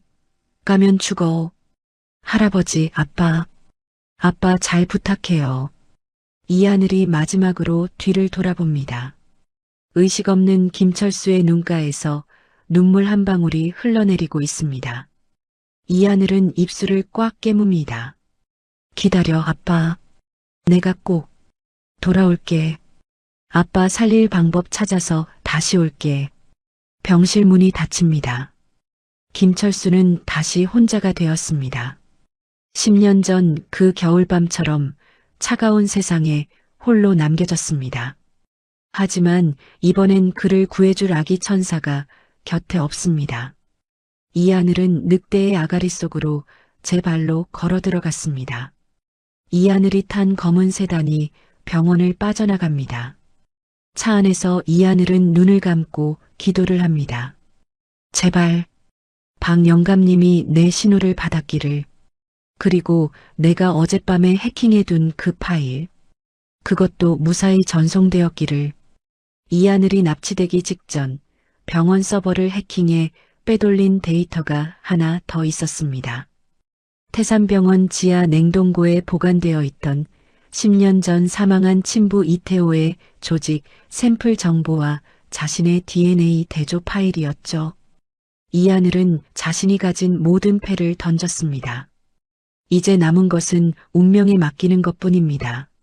새벽 공기를 가르는 자동차 엔진 소리가 마치 전장으로 향하는 북소리처럼 울려 퍼집니다. 올림픽대로를 질주하는 검은 세단 안 공기는 무겁게 가라앉아 있습니다. 운전대를 잡은 수행원은 말없이 속도계만 올리고 있고 뒷좌석의 경호원들은 이하늘의 양옆을 꽉 막고 앉아 감시하고 있네요. 이하늘의 손목은 플라스틱 케이블 타이로 단단히 묶여 있습니다. 이하늘은 차창 밖으로 빠르게 스쳐가는 가로등 불빛을 바라봅니다. 머릿속은 복잡하기 그지없습니다. 박영감님이 신호를 받았을까? 너무 늦으면 안 되는데. 아빠가 버틸 수 있는 시간이 얼마 없어. 이하늘이 입술을 잘근잘근 깨뭅니다. 차는 어느새 서울을 벗어나 한적한 국도로 접어들고 있습니다. 이대로 끌려가면 쥐도 새도 모르게 처리될 것이 분명합니다. 그때였습니다. 빵 마이너스, 빵 마이너스. 뒤쪽에서 귀를 찢는 듯한 경적 소리가 들려옵니다. 룸미러를 확인한 운전기사가 인상을 찌푸리며 욕설을 뱉습니다. 아, 진짜. 어떤 미친놈이 쌍라이트를 켜고 달라붙어? 뒤따라오던 거대한 덤프트럭 한 대가 미친 속도로 세단의 뒷공무니를 위협하고 있습니다. 흙먼지를 잔뜩 뒤집어 쓴 낡은 트럭입니다. 경호원들이 긴장하며 뒤를 돌아봅니다. 뭐야? 따돌려. 운전기사가 엑셀을 밟아보지만 트럭은 오히려 더 속도를 내며 달려듭니다. 마치 브레이크가 고장난 괴물 같습니다. 쾅 마이너스. 둔탁한 굉음과 함께 차체가 크게 휘청거립니다. 트럭이 세단의 후미를 사정없이 들이받은 것입니다. 으악! 차 안의 사람들이 비명을 지르며 앞좌석에 머리를 박습니다. 이하늘도 충격에 몸이 튕겨나갔지만 본능적으로 몸을 웅크려 충격을 줄입니다. 세단이 중심을 잃고 가드레일을 들이받으며 멈춰섭니다. 엔진룸에서 하얀 연기가 피어오릅니다. 운전기사와 경호원들이 비틀거리며 차 문을 열고 내립니다. 어떤 새끼야. 죽고 싶어 환장했어? 경호원들이 품에서 삼단봉을 꺼내 들고 트럭 쪽으로 다가갑니다. 트럭 문이 열리고 운전석에서 누군가 뛰어내립니다. 낡은 벙거지 모자를 쓴 노인 박영감입니다. 하지만 그의 눈빛은 폐지 줍는 노인의 것이 아닙니다. 과거 명동 사채 시장을 피로 물들였던 박 회장의 살기가 번뜩이고 있습니다. 박영감이 손에 든 쇠파이프를 바닥에 끌며 걸어옵니다. 내 구역에서 허락도 없이 애를 납치해? 간들이 배 밖으로 나왔구만. 뭐야, 저 늙은이는? 그냥 밀어버려. 경호원들이 박영감에게 달려듭니다. 하지만 그 순간 트럭 뒤쪽에서 승합차 2대가 멈춰서더니 건장한 사내 10여 명이 우르르 쏟아져 나옵니다. 박영감의 수하들입니다. 회장님, 늦어서 죄송합니다. 쓸어버려. 박영감의 짧은 명령에 수하들이 경호원들을 덮칩니다. 순식간에 도로 위는 아수라장이 됩니다. 최무성의 부하들은 쪽수에서 밀려 하나둘 바닥에 제압당합니다. 박영감이 찌그러진 세단 뒷문을 뜯어내듯 엽니다. 구석에 웅크리고 있던 이하늘과 눈이 마주칩니다. 살아있냐? 이하늘이 안도의 한숨을 내쉬며 고개를 끄덕입니다. 할아버지, 진짜 왔네요. 박영감이 주머니에서 칼을 꺼내 이하늘의 손목을 묶은 케이블 타이를 끊어줍니다. 네가 위치 추적기 켜놨더구나. 머리 좋은 놈이 대비책 하나 없었겠냐? 타라. 시간 없다.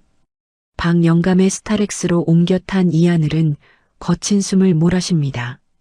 차 안에는 이미 최신형 노트북과 정장 한 벌이 준비되어 있습니다.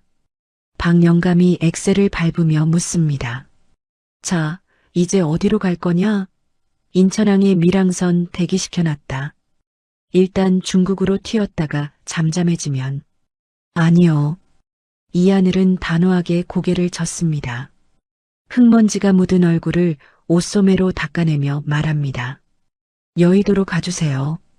박영감이 급브레이크를 밟을 뻔했습니다. 여의도?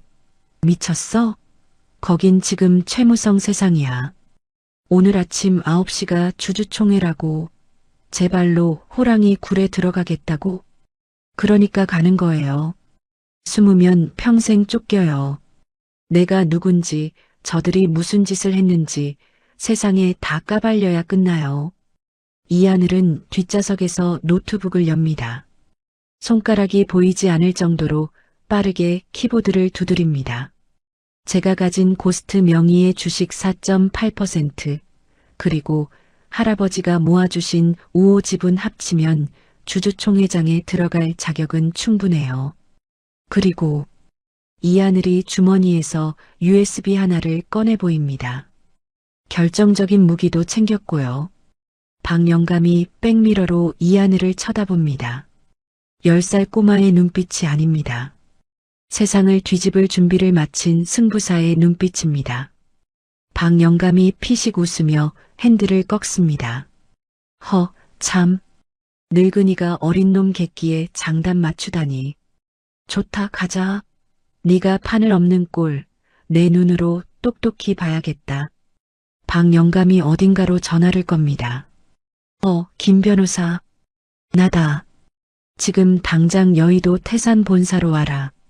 내전 재산 위임장 써줄 테니까 이 꼬마 녀석 법정 대리인 자격으로부터 태산 법무팀 박살낼 준비 단단히 하고 오전 9시 30분 여의도 태산빌딩 대강당입니다.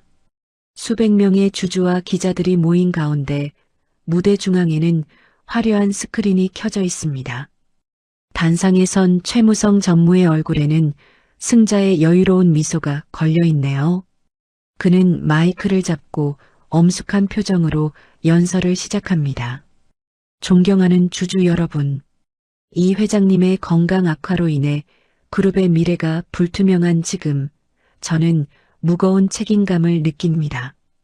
태산의 새로운 100년을 위해 오늘부로 제가 회장직 승계를. 장내는 침울합니다. 주주들은 수군거리지만 이미 대세가 기울었다고 판단하여 체념한 분위기입니다. 맨 앞줄 휠체어에 앉아있는 이 회장은 초점 없는 눈으로 허공만 바라보고 있습니다. 아들을 잃고 손자마저 찾지 못한 노인의 얼굴엔 생기가 없습니다. 그때였습니다. 강당의 거대한 문이 쾅 마이너스하고 열립니다. 이에 있습니다. 쩌렁쩌렁한 목소리가 강당을 울립니다. 모든 시선이 뒤로 쏠립니다. 경호원들의 제지를 뚫고 들어온 것은 흙먼지를 뒤집어 쓴 낡은 점퍼 차림의 10살 소년과 험상궂은 노인, 그리고 검은 정장을 입은 변호인단입니다. 최무성의 얼굴이 하얗게 질립니다. 뭐야? 저 거짓골은? 경호원, 뭐해? 당장 끌어내. 최무성이 꽥 소리를 지릅니다. 경호원들이 달려들자 박영감이 데려온 변호사들이 그들을 막아섭니다. 이 아이는 태산그룹의 주요 주주인 투자회사 GHOST의 실소유주 대리인 자격으로 왔습니다. 몸에 손 떼면 주주 권리 침해로 고소하겠습니다. 장내가 술렁거립니다. 고스트? 그 슈퍼 개미 고스트? 저 꼬마가 그 고스트라고? 말도 안 돼. 기자들의 카메라 플래시가 미친 듯이 터지기 시작합니다. 이하늘은 수많은 시선을 뚫고 뚜벅뚜벅 단상을 향해 걸어갑니다. 낡은 운동화가 대리석 바닥을 밟는 소리가 강당에 울려 퍼집니다. 이하늘이 단상 앞에 멈춰 섰습니다. 최무성과 눈이 마주칩니다. 비켜요. 당신 자리 아니니까. 네 이놈, 여기가 어디라고 감히. 너 죽고 싶어? 최무성이 당황하여 말을 더듬습니다. 이하늘은 대답 대신 단상 옆에 있는 프레젠테이션 노트북에 USB를 꽂습니다. 제가 이 자리에 선 이유는 태산그룹의 차기 회장 자격에 대해 묻기 위해서입니다. 이하늘이 마이크를 잡고 차분하게 말합니다. 스크린 화면이 바뀝니다. 첫 번째 화면은 병실 CCTV 영상입니다. 어젯밤 최무성이 김철수의 산소호흡기를 때려하며 협박하는 장면이 적나라하게 재생됩니다. 헉! 저게 뭐야? 최 전무 아니야? 주주들이 경악하며 일어섭니다. 영상 속에서 최무성의 목소리가 흘러나옵니다.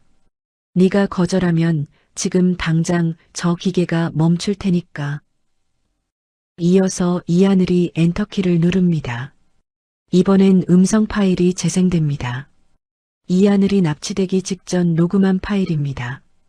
그래, 내가 다 시켰다. 10년 전엔 운전기사 시켜서 널 버렸고 지금은 널 죽여서라도 데려가려 한다. 왜? 내가 왕이 돼야 하니까. 최무성의 목소리가 강당 전체에 울려 퍼집니다. 살인, 교사, 협박, 그리고 10년 전 유기범죄에 대한 완벽한 자백입니다. 최무성은 다리에 힘이 풀려 주저앉습니다. 이건 조작이야. 딥페이크야. 모함이라고. 최무성이 악을 쓰며 소리칩니다. 하지만 이하늘은 눈 하나 깜짝하지 않고 다음 화면을 띄웁니다. 유전자 검사 결과 보고서. 검사 대상 A 이하늘, 검사 대상 B 이태호 보관된 조직 샘플. 친자관계 성립 확률 99.9998%. 장내가 아수라장이 됩니다.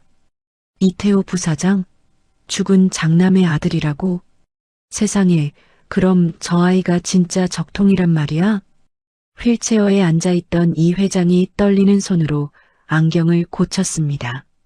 그는 화면과 이하늘의 얼굴을 번갈아 봅니다. 죽은 아들의 눈매를 쏙 빼닮은 아이. 이 회장이 힘겹게 몸을 일으킵니다. 수행원들이 부축하려 했지만 뿌리칩니다. 이 회장이 비틀거리며 이하늘에게 다가옵니다. 네가 정말 태호의 아들이란 말이냐? 이하늘은 목에 걸고 있던 백금 펜던트를 꺼내 보입니다. 태산의 문양이 선명한 그 펜던트를 보자 이 회장의 눈에서 굵은 눈물이 뚝뚝 떨어집니다. 아, 내 새끼, 내 강아지. 이 회장이 꼬질꼬질한 이하늘을 와락 끌어안습니다. 10년의 한이 서린 통곡 소리가 강당을 채웁니다. 하지만 최무성은 끝까지 발악합니다. 저건 가짜야. 펜던트도 훔친 거고 유전자 검사도 조작된 거야. 증거 있어? 내가 10년 전에 버렸다는 증거 있냐고. 그때 강당 뒤편에서 한 남자가 걸어 나옵니다. 초라한 행색의 중년 남자입니다. 10년 전 최무성의 지시로 아기를 버렸던 운전기사입니다. 제가 증인입니다. 남자가 떨리는 목소리로 말합니다. 10년 전 크리스마스 이브 최 전무님이 저에게 아이를 처리하라고 지시했습니다. 저는 차마 죽일 수 없어 고아원 앞에 두고 왔습니다. 여기 그때 최 전무님이 준 수표 사본과 녹음 테이프가 있습니다. 남자가 증거물을 들어 보입니다. 박 영감이 미리 손을 써서 데려온 결정적인 증인입니다. 최무성은 그제야 바닥에 털썩 주저앉으며 고개를 떨굽니다. 끝났다. 다 끝났어. 경찰들이 들이닥칩니다. 최무성의 손목에 수갑이 채워집니다. 그는 끌려가면서도 이하늘을 노려보며 저주를 퍼붓습니다. 이 악마 같은 새끼, 네가 날 망쳤어. 죽여버릴 거야. 하지만 이하늘은 최무성을 쳐다보지도 않습니다. 그의 시선은 오직 한 곳, 할아버지 이 회장에게 머물러 있습니다. 이 회장이 눈물범벅이 된 얼굴로 이하늘의 손을 잡습니다. 미안하다. 내가 죄인이다. 널 못 알아보고 내 아비 죽인 원수놈에게 회사를 맡기려 했다니. 할아버지. 이하늘이 이 회장의 말을 끊습니다. 승리의 기쁨도 복수의 쾌감도 없는 건조한 목소리입니다. 저 이 회사 필요 없어요. 회장 손자 자리도 관심 없어요. 이 회장이 놀란 눈으로 묻습니다. 그게 무슨 소리냐? 넌 이제 태산의 주인이야. 내가 가진 모든 걸 너에게 줄 거다. 다 필요 없다고요. 제가 원하는 건 딱 하나예요. 이하늘의 눈에 그제야 물기가 어린 간절함이 떠오릅니다. 우리 아빠, 김철수 씨 좀 살려주세요. 돈이 얼마가 들어도 좋으니까 세상에서 제일 실력 좋은 의사 불러주세요. 제발이요. 이하늘이 이 회장의 바짓가랑이를 잡고 무릎을 꿇습니다. 대한민국을 뒤흔든 천재소년, 수천억 원을 굴리는 슈퍼개미가 아닌 그저 아픈 아빠를 둔 어린아이의 모습입니다. 제가 가진 주식 다 드릴게요. 태상그룹도 가지세요. 그냥 우리 아빠만 살려주세요. 이 회장은 멍하니 이하늘을 내려다봅니다. 핏줄보다 진한 사랑, 천륜보다 깊은 정이 무엇인지 이 작은 아이가 온몸으로 보여주고 있습니다. 이 회장은 흐르는 눈물을 닦으며 고개를 끄덕입니다. 뭐냐? 알았다. 내 목숨을 걸고서라도 내 아버지는 살려내마. 약속하마. 이 회장이 비서실장에게 소리칩니다. 뭐하고 있어? 당장 헬기 띄워. 국내외 명의란 명의는 다 불러들여. 돈은 얼마가 들어도 상관없다. 강당 안의 모든 사람이 숨을 죽이고 이 장면을 지켜봅니다. 카메라 플래시도 멈췄습니다. 이하늘은 그제야 안도의 한숨을 내쉬며 바닥에 쓰러지듯 주저앉습니다. 됐어. 이제 아빠한테 갈 수 있어. 창밖으로 따스한 햇살이 쏟아져 들어와 이하늘의 등을 비춥니다. 거대한 복수국의 막이 내리고 이제 진짜 중요한 싸움, 아빠를 살리기 위한 싸움이 시작되려 하고 있습니다. 태산병원 15층 수술실 앞 적막한 복도에는 소독약 냄새와 긴장감만이 감돌고 있습니다. 수술 중이라는 붉은 램프가 켜진 지 벌써 8시간이 지났네요. 이하늘은 수술실 문이 뚫어져라 쳐다보고 있습니다. 10살 아이의 눈은 이미 말라버려 눈물조차 나오지 않는 상태입니다. 그 옆 벤치에는 이 회장이 지팡이를 두 손으로 꼭 쥔 채 앉아 있습니다. 대한민국 재계 1위의 총수도 생사의 갈림길 앞에서는 그저 초조한 노인일 뿐입니다. 이 회장이 마른 침을 삼키며 조심스럽게 입을 뗍니다. 하늘아. 이하늘은 대답 없이 수술실 문만 노려봅니다. 이 회장이 다시 한번 부드러운 목소리로 부릅니다. 걱정 마라. 세계 최고의 의료진이다. 내가 구한 공여자도 골수 일치율이 완벽하다고 했어. 분명 잘 될 거다. 수술 끝나면 이제 그만 본가로 가자. 내 방을 꾸며놨다. 최고급 가구에 네가 좋아한다는 컴퓨터도 제일 좋은 걸로 들여놨어. 가정교사들도 대기 중이고. 그제야 이하늘이 고개를 천천히 돌려 이 회장을 바라봅니다. 차가운 눈빛입니다. 할아버지, 오냐 말해보거라. 뭐 필요한 거라도 있냐? 저 그 집 안 가요. 이 회장의 눈이 휘둥그레집니다. 그게 무슨 소리냐?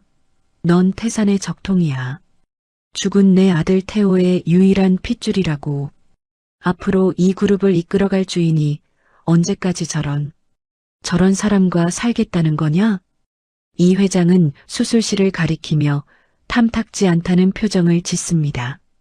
자신의 손자를 10년간 거지꼴로 만든 장본인이라 생각하니 우라가 치미는 모양입니다. 이하늘의 눈빛이 매섭게 변합니다. 저런 사람이 아니라 제 아빠예요.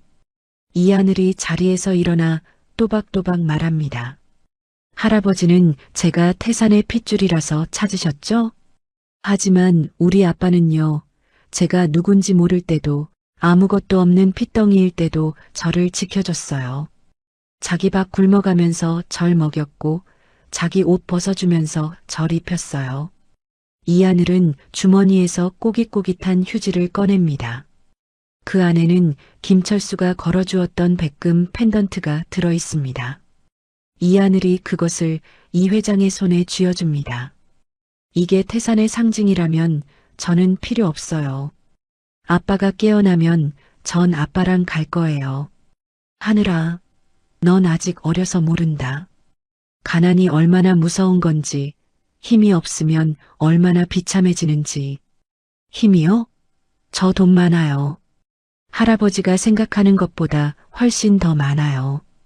이하늘의 목소리에 서늘한 기운이 서립니다. 만약 저를 억지로 데려가려 하시면 제가 가진 주식 전부 시장에 던져버릴 거예요. 태산그룹 주가 반토막 나는 거 보여드릴까요? 제가 고스트라는 거 잊으셨어요? 이 회장은 멍하니 펜던트를 내려다봅니다. 수천억의 자산보다 화려한 배경보다 10년간 쌓아온 그 가난한 남자의 사랑이 아이에게는 더 큰 우주였던 것입니다. 10살 손자의 눈에서 읽히는 결기는 결코 빈말이 아닙니다. 이 회장은 씁쓸한 미소를 지으며 고개를 끄덕입니다. 졌다. 내가 졌어. 내 고집이 내 아비 태호를 쏙 빼닮았구나. 그래, 내 뜻대로 하마. 그때 수술실 위에 붉은 램프가 꺼집니다. 굳게 닫혀있던 자동문이 열리고 초록색 수술복을 입은 집도이가 피곤한 기색으로 걸어 나옵니다. 이하늘과 이 회장이 동시에 달려갑니다.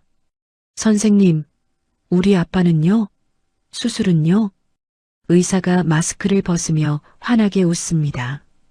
기적입니다. 공여된 골수가 아주 잘 생착되었습니다.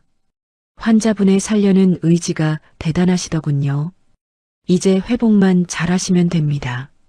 아, 이하늘의 다리가 풀립니다. 바닥에 주저앉은 이하늘이 엉엉 울음을 터뜨립니다. 주식 전쟁에서 승리했을 때도 납치되어 죽을 고비를 넘겼을 때도 흘리지 않았던 눈물입니다. 아빠가 살았다는 안도감에 마음속의 댐이 무너져 내린 것입니다. 이 회장이 주저앉은 손자의 어깨를 감싸 안으며 같이 눈시울을 붉힙니다. 고맙다. 살아줘서 고맙다. 시간은 빠르게 흘러 1년이 지났습니다. 서울 마포구의 한적한 주택가, 따스한 봄 햇살이 내리쬐는 2층짜리 상가주택 1층에 고소한 기름 냄새가 진동합니다. 간판 이름은 철순의 고로케입니다. 어서 오세요. 갓 튀긴 야채 고로케 나왔습니다. 뜨거우니까 조심하세요.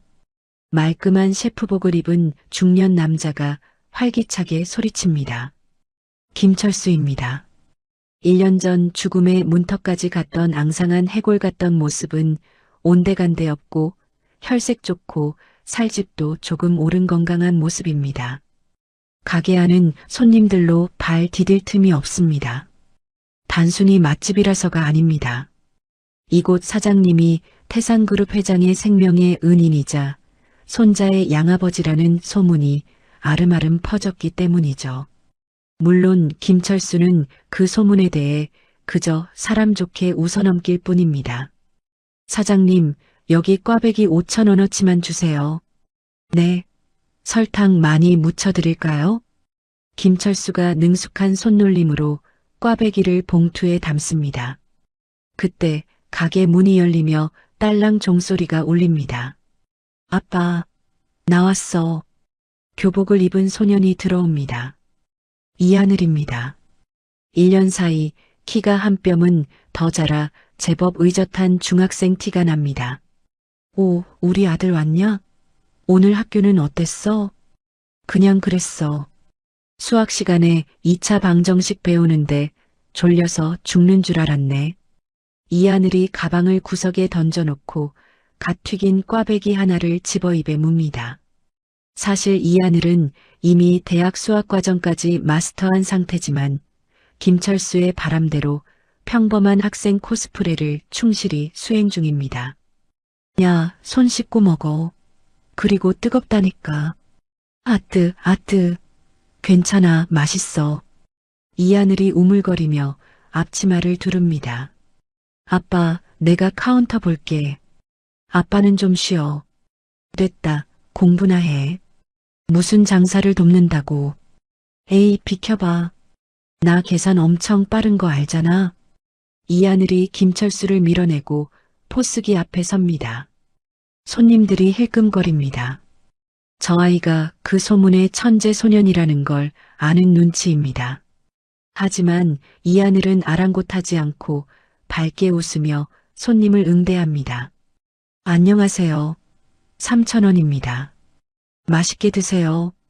가게 밖에는 검은색 고급 세단 한 대가 서 있습니다. 태상그룹 비서실장이 차 문을 열고 공손하게 서 있네요.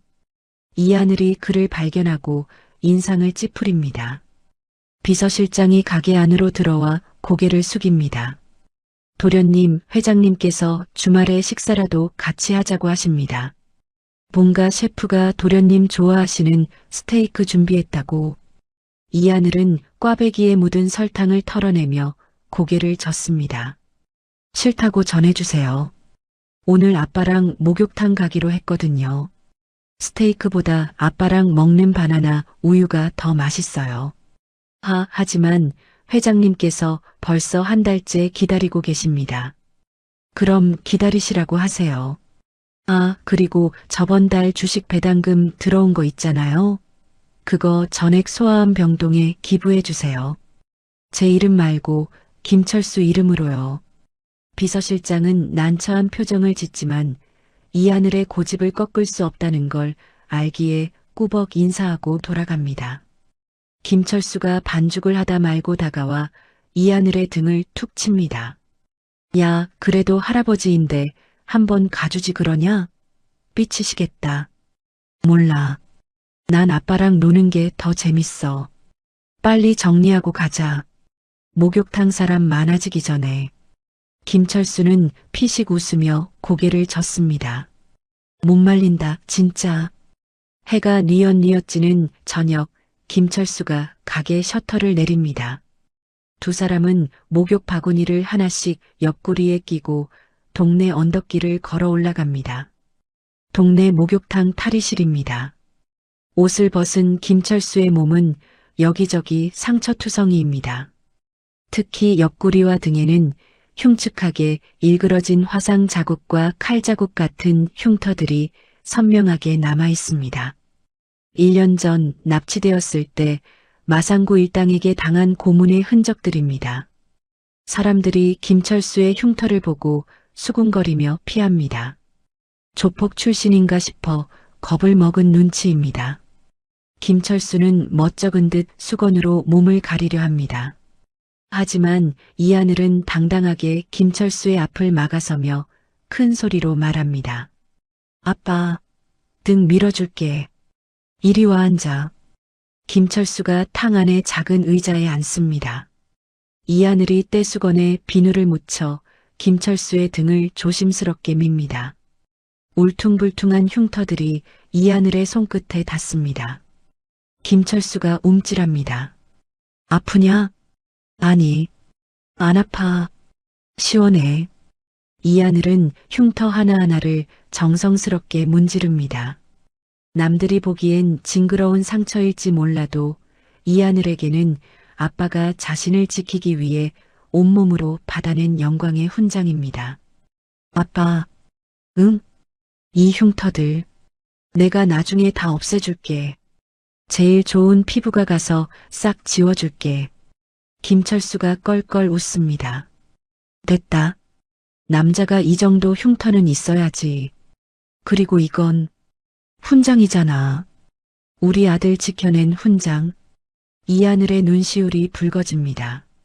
아이는 아빠의 등에 얼굴을 묻고 속삭입니다. 아빠 나중에, 아주 나중에 내가 어른 돼서 태상그룹 물려받게 되면 말이야. 응, 물려받게 되면? 그때 태상그룹 사내식당 메뉴는 전부 아빠 고로케로 바꿀 거야. 회장실 간식도 꽈배기로 통일하고. 어때? 푸아, 그거 좋네. 그럼 아빠는 재벌 회장님, 납품업체 사장님 되는 거냐? 출세했네, 김철수. 김철수가 뒤를 돌아보며 장난스럽게 물을 뿌립니다. 이하늘도 질세라 물장구를 칩니다. 목욕탕 안에 두 사람의 웃음소리가 울려 퍼집니다. 목욕을 마치고 나온 두 사람의 얼굴이 뽀얗게 상기되어 있습니다. 손에는 뚱뚱한 바나나 우유가 하나씩 들려 있네요. 어느새 해가 완전히 져서 가로등이 켜져 있습니다. 김철수와 이하늘은 손을 잡고 집으로 향합니다. 아빠 시원해? 아주 날아갈 것 같다. 우리 아들이 등 밀어주니까 10년 묵은 체증이 다 내려가네. 김철수가 이하늘의 손을 꽉 잡습니다. 거칠고 투박한 손이지만 이하늘에게는 세상에서 가장 따뜻하고 안전한 손입니다. 아빠, 왜 또? 나 오늘 할아버지한테 그랬어. 할아버지는 돈은 많지만 세상에서 제일 가난한 사람이라고. 뭐, 이 녀석이 버릇없게. 진짜잖아. 할아버지는 혼자 밥 먹고 혼자 자잖아. 근데 아빠는 내가 있잖아. 그러니까 아빠가 세상에서 제일 부자야. 김철수가 멈춰서서 이하늘을 바라봅니다. 가로등 불빛 아래 아들의 눈동자가 밤하늘의 별처럼 빛나고 있습니다. 김철수의 가슴이 벅차오릅니다. 가진 것 하나 없는 노숙자였던 자신에게 하늘이 내려준 기적. 김철수가 이하늘의 머리를 쓰다듬으며 웃습니다. 그래, 내 말이 맞다. 아빠는 세상에서 제일 가는 부자다. 우리 하늘이가 있으니까. 두 사람의 그림자가 길게 늘어져 하나로 합쳐집니다. 낡은 운동화와 슬리퍼를 신은 두 사람의 발걸음이 경쾌하게 골목길을 울립니다.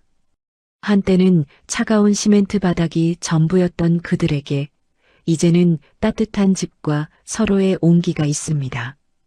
버려진 천재 아기는 아빠를 얻었고 실패한 노숙자는 세상을 얻었습니다. 그것으로 충분했습니다. 밤하늘에 떠있는 달이 두 사람의 귀갓길을 환하게 비춰줍니다.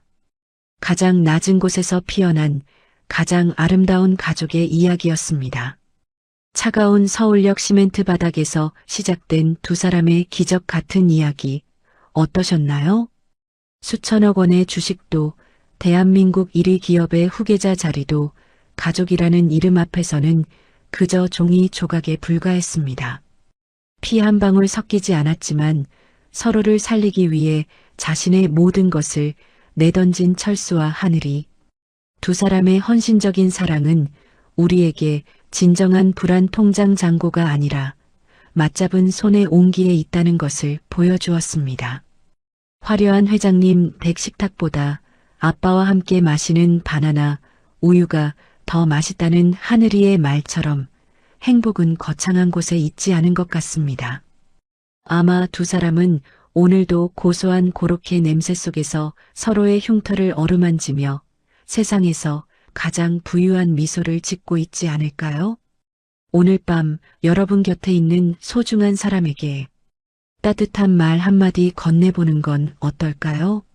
서로의 등을 밀어주며 환하게 웃던 두 사람처럼 여러분의 삶에도 소소하지만 확실한 행복이 가득하기를 바랍니다. 이야기를 끝까지 들어주신 분이 계시다면 잘 들었다고 댓글 하나만 남겨주세요. 감사합니다.